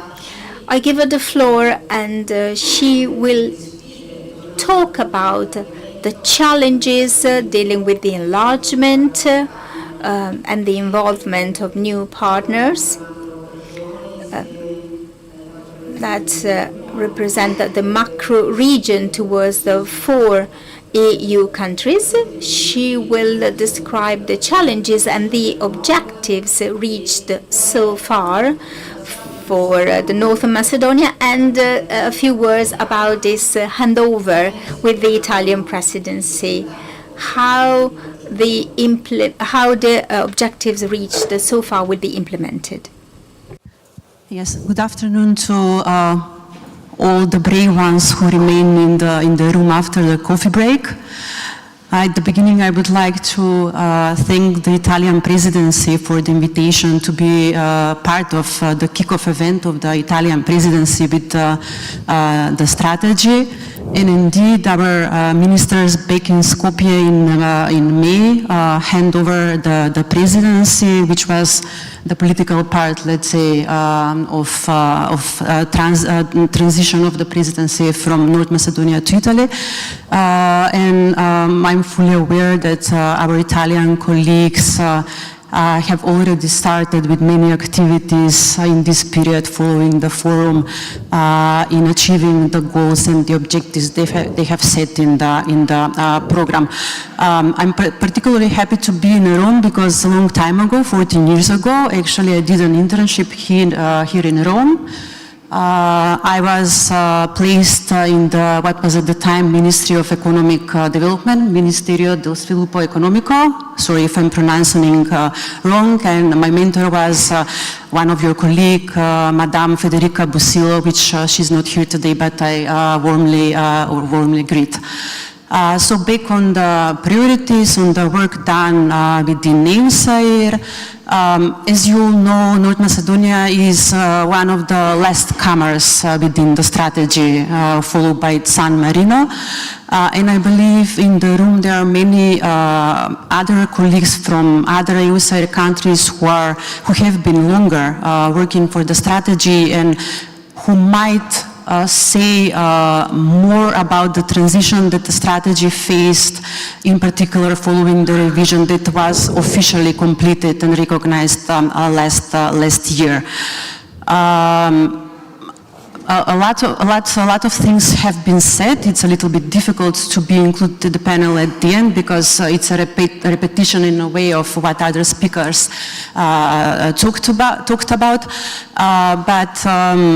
Let's say from a perspective of a public servant, of a person who is a technical person within a ministry, I think having two of your ministers, which are two of the Italian ministers who are coordinating the strategy, as well as Commissioner Fito, should represent a very strong signal that the Italian presidency will have a strong political commitment in delivering the priorities. For a person on operational level, having political support, it's very often crucial because we as public servants can deliver to a certain extent, but there are things that we are dependent on from the politicians.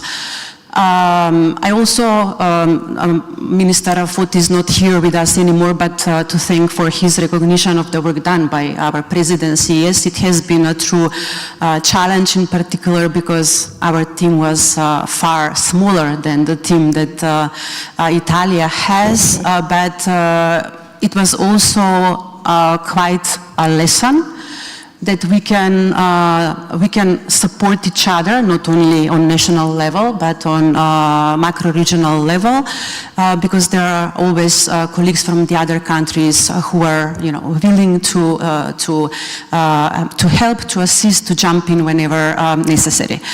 When it comes to the continuity of the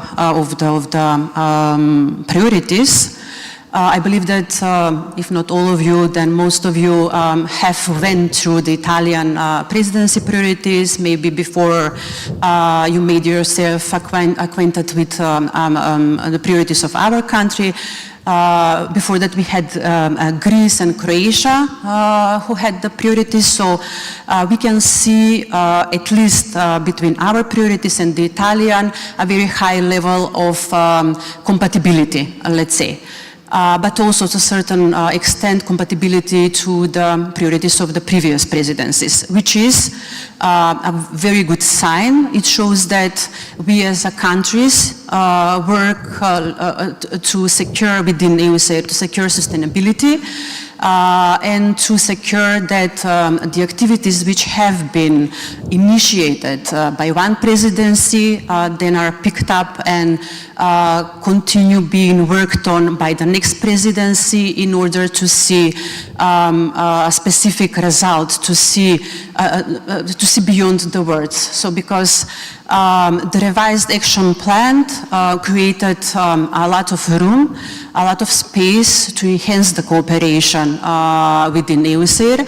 I mean, we are all aware that within EUSAIR the cooperation was already there on a significant level, but sometimes when we are talking about macro-regional cooperation and the people, we say that a lot of people who are engaged in macro-regional cooperation, our achievements are hardly recognized by the people outside of our bubble, and not always can be easily attached to the higher priorities which we set as countries, regions, but also macro-region as well. as a candidate country, and I think that I can take the liberty here and speak on behalf of the other accession countries which are part of EUSAIR. It has been mentioned we are in a larger number than the member states within this strategy. I'm very happy to see that throughout all of the priorities of the Italian presidency, a strong reference to the enlargement. It has been mentioned several times today. So we see that the enlargement is not only a separate priority, which yes will be tackled, but we see specific ideas, specific plans, specific targets that this presidency would like to achieve during this year ahead of us.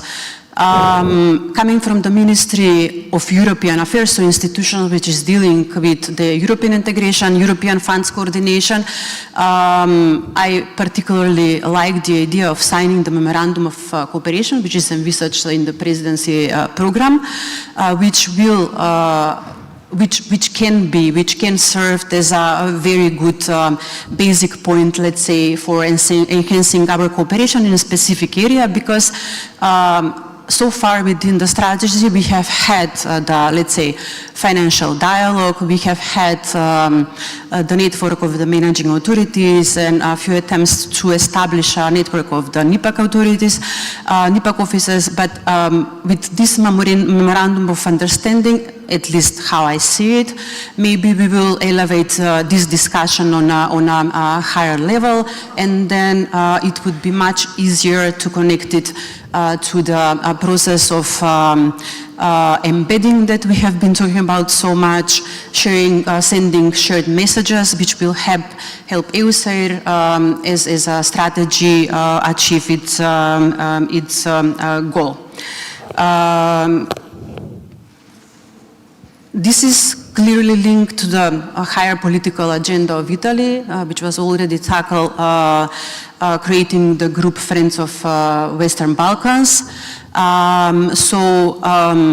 When it comes to the practical execution of the activities, we believe that we are confident, knowing our colleagues from the Italian institutions, that they will manage to deliver. Of course, we as a outgoing presidency, we are still part of the trio, and we can offer our participation in the activities which are envisaged in performing this. So thank you once again for the invitation, and I will stop here in order not to take much longer of the time. Thank you. Thank you so much. Grazie, dottoressa Giuizza. Thank you, Mrs. Juica Smeskowska.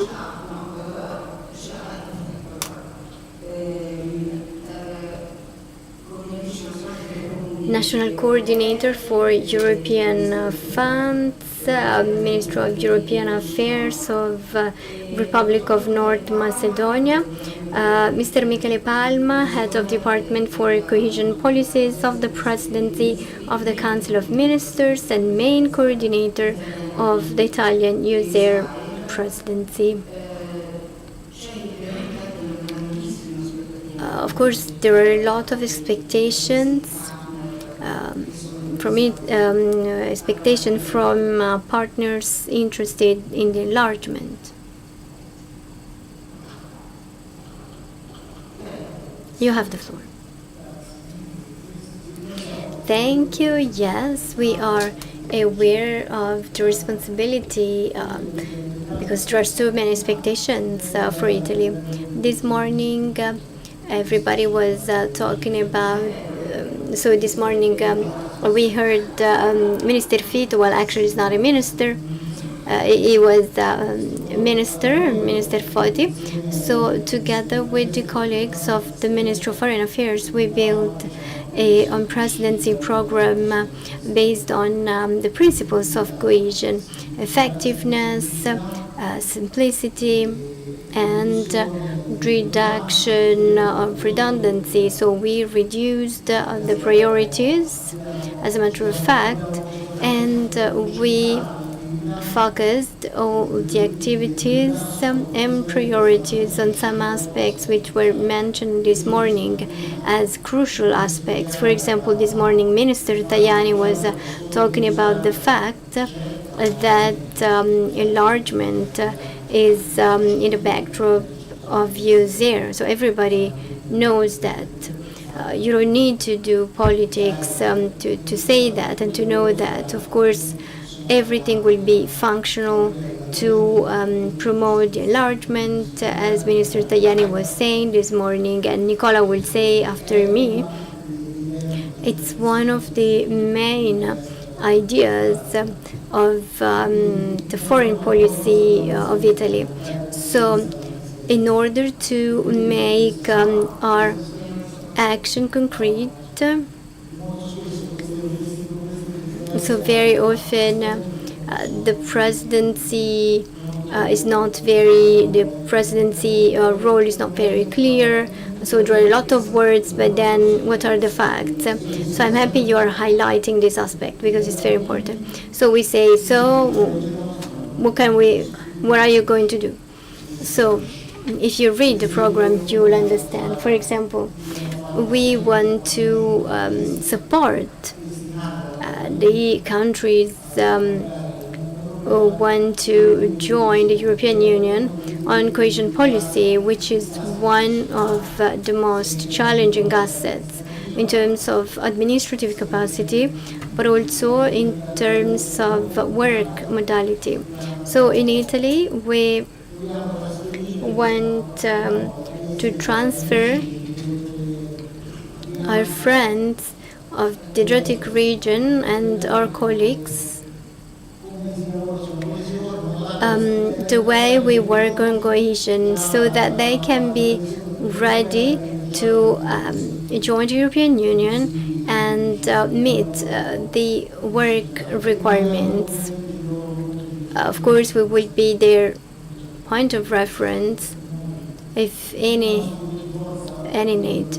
So our strength, not to boast, on cohesion policy, Italy is a country which can teach a lot. Why? So why should we pretend we're not good at this when we are actually good? In my department, we have great colleagues, great directors, and so they can transfer their competence, their skills to other countries. So the objective is to make countries want to access the EU closer to us and understand how cohesion policies work. Cohesion policies are the only source of funding for infrastructural investments, and probably given the budget dynamics of Italy and Europe, they will consider also the new countries, and they will be a fundamental resource. And then, as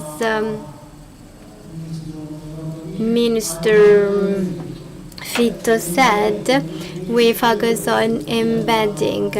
It's true that this strategy has no funding, but it is supported by the programs of the general programming. And so our task will be to raise awareness on the regions to fund concrete ideas which will come out of the debate of the Italian presidency. So this is something we wanted to include in the activity program. I'd like to thank also Mr. Ciccioli for all the insights and his words and his actions. So we tried to work in synergy with the Parliament. Thanks to Mrs. Zuica for telling us the fundamental aspects of the presidency of North Macedonia. Esatto. As I asked you, do you remember during a call, please tell us which are your the main challenges exactly. Okay. Thank you very much for this, because it's important not to lose experience, work in common, even if it's clear that we have a different view from other countries. but in the respect of difference, I asked Luisa to tell us which are the main challenges that they have to face. Also to learn from the experience. This is very important. This is something that in Italy is very difficult to have public administration that learn from the president activities, from mistakes of others and so on. That's it. Thank you very much, Luisa. Grazie. You're welcome. Thank you. Thank you so much. Also for showing the enthusiasm of Mr. Ciccioli. I'd like to thank the working group. We created a working group in the department dedicated to EUSAIR. If the event has been successful to them, is thanks to them, not me. And of course, with my colleagues, they're almost all women. So they've been fantastic.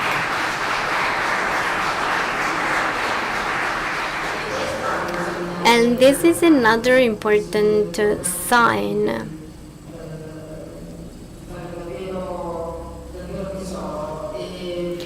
And precious sign. Importance of the youth in universities, raising awareness. Yes, because we have. Where is Riccardo? Where is Riccardo? Okay, it's okay, it's okay. Here he is. So is the colleague organized a competition recently paid through the funds of the EU. So most of the people that were part of this working group come from this competition. So a lot of young people who have a lot of enthusiasm and involvement, very reactive and ready to work. And this, of course, will give new dynamics and accelerate the work. Yes, because having young people in the department is a huge added value, and this is this role of regional leadership, because we are scattered all over the Adriatic area, and also the blue growth is an extraordinary objective. So we are leaders and we can work on this. I want to appreciate the work of my colleagues, and I am just a beneficiary of this wonderful work. So thanks to your department for your work. So now Nicola Verola, Director General for Europe and International Trade Policy, please tell us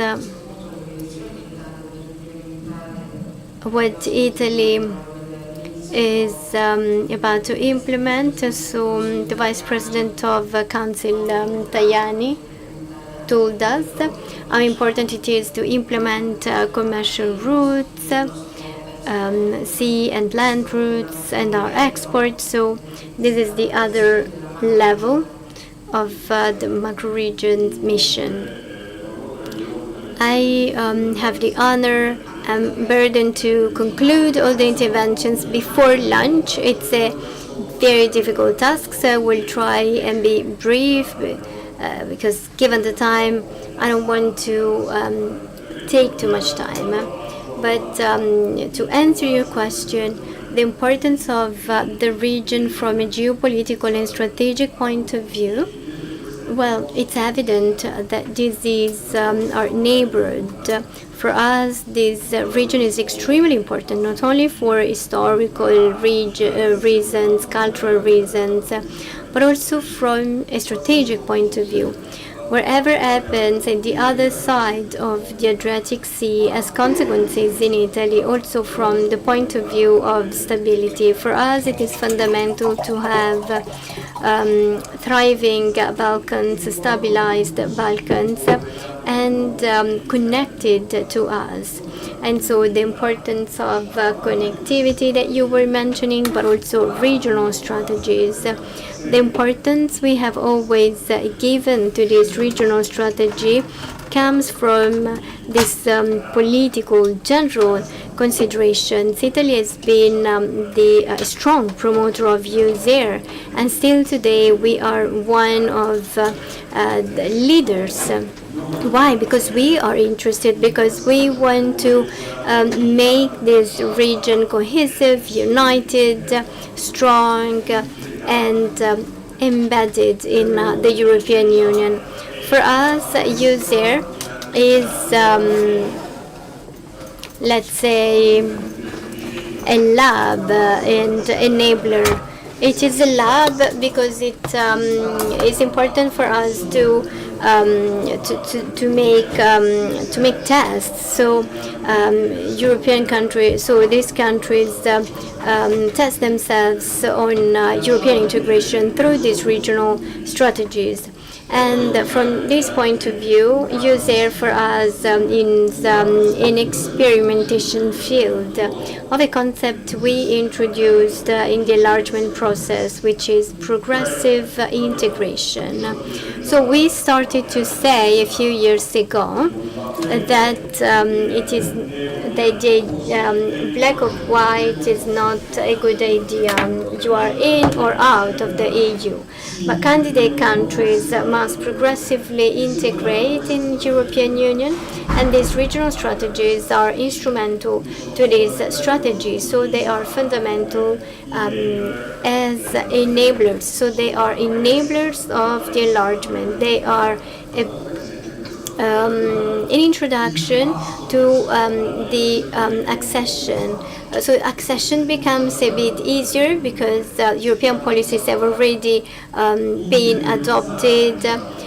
These countries have already started to understand the European method, the European collaboration, and the material conditions are established.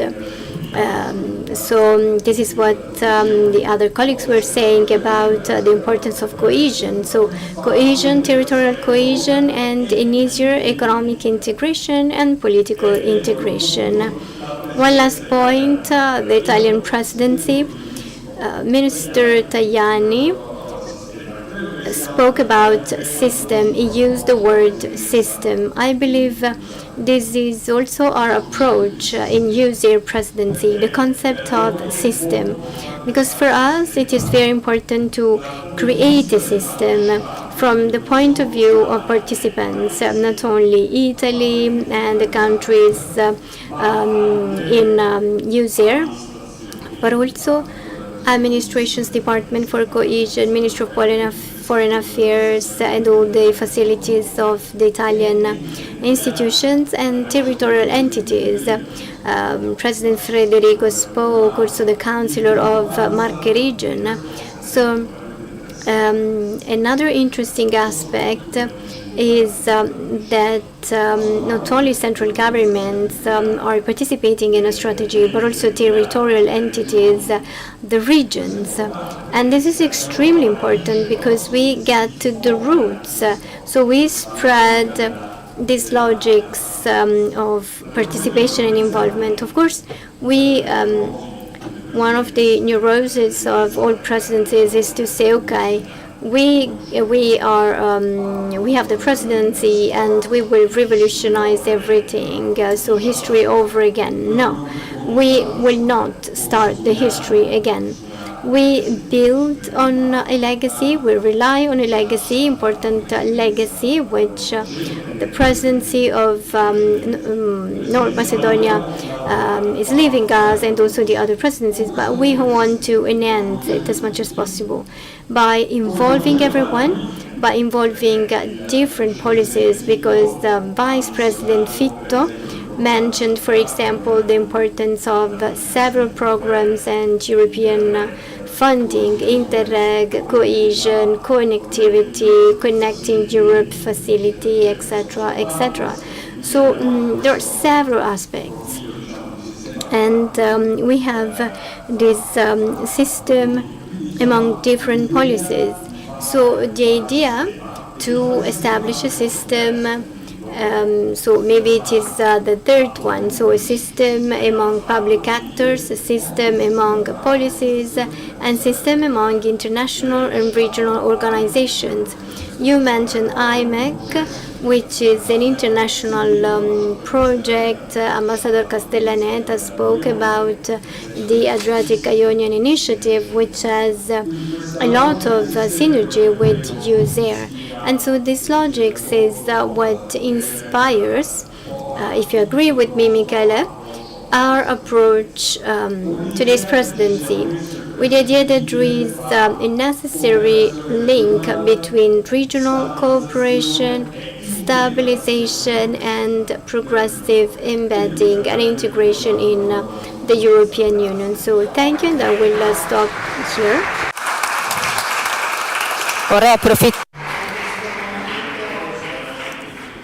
My purpose was to speak for 7 minutes, and I achieved the goal. I will use this time to underline the element of building over a legacy. It means continuity, also regional continuity with the south of the Mediterranean. So strengthening the Adriatic and Ionian microarea and strengthening our role also with respect to the Eastern Balkans is key, but it is also important to strengthen the south of Europe, and this is another essential step together with the IMEC corridor. We do not put limits. Maybe in the future we will also be able to develop a Mediterranean strategy, but there is a possibility. There is an important school of thought, but actually we are emphasizing the neighborhood policy with respect to the southern area of the Mediterranean, because we believe we should recreate the original unity of the Mediterranean, which is artificially separated. There are many theories about what happened in the Mediterranean areas, and I'm not going into details, but we believe that Europe cannot do without the Mediterranean unity, and cannot help refraining from working on strengthening the neighborhood policies in the Mediterranean area. This is a priority. We could also consider to develop a regional partnership as a tool. Following the EUSAIR example, it's an interesting suggestion, and we will furtherly explore it in the future. You are launching ideas, yes, because what Michele Palma mentioned before is key. What is the calendar? What is the chrono program? The program is the following. By 2028, I am the Vice President of the delegation for the joining of Montenegro, but by 2028 we would like to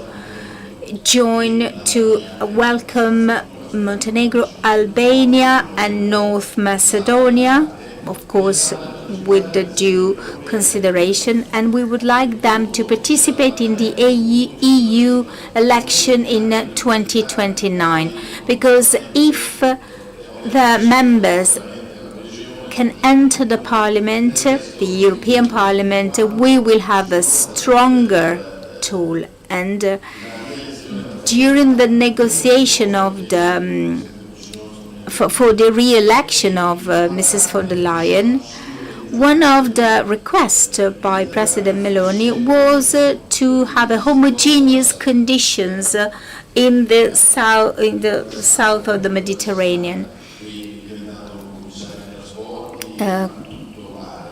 the current Commissioner for Transport, he comes from Greece, is an example of that. Then there is a speaker from Croatia, and Cyprus representative for the fishing policies.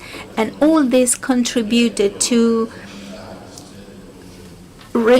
strengthen the Adriatic-Ionian initiatives.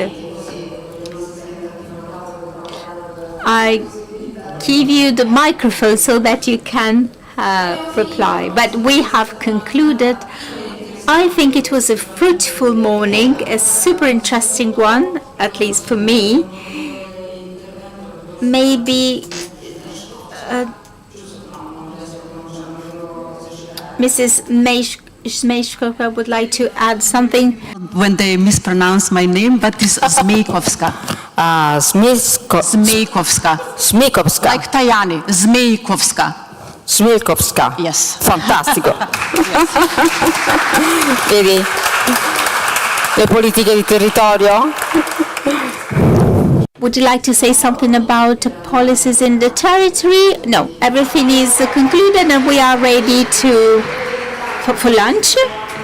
And we wish you all the best to Italy for this year's of presidency, but we know that we are good enough to tackle this challenge. Thank you.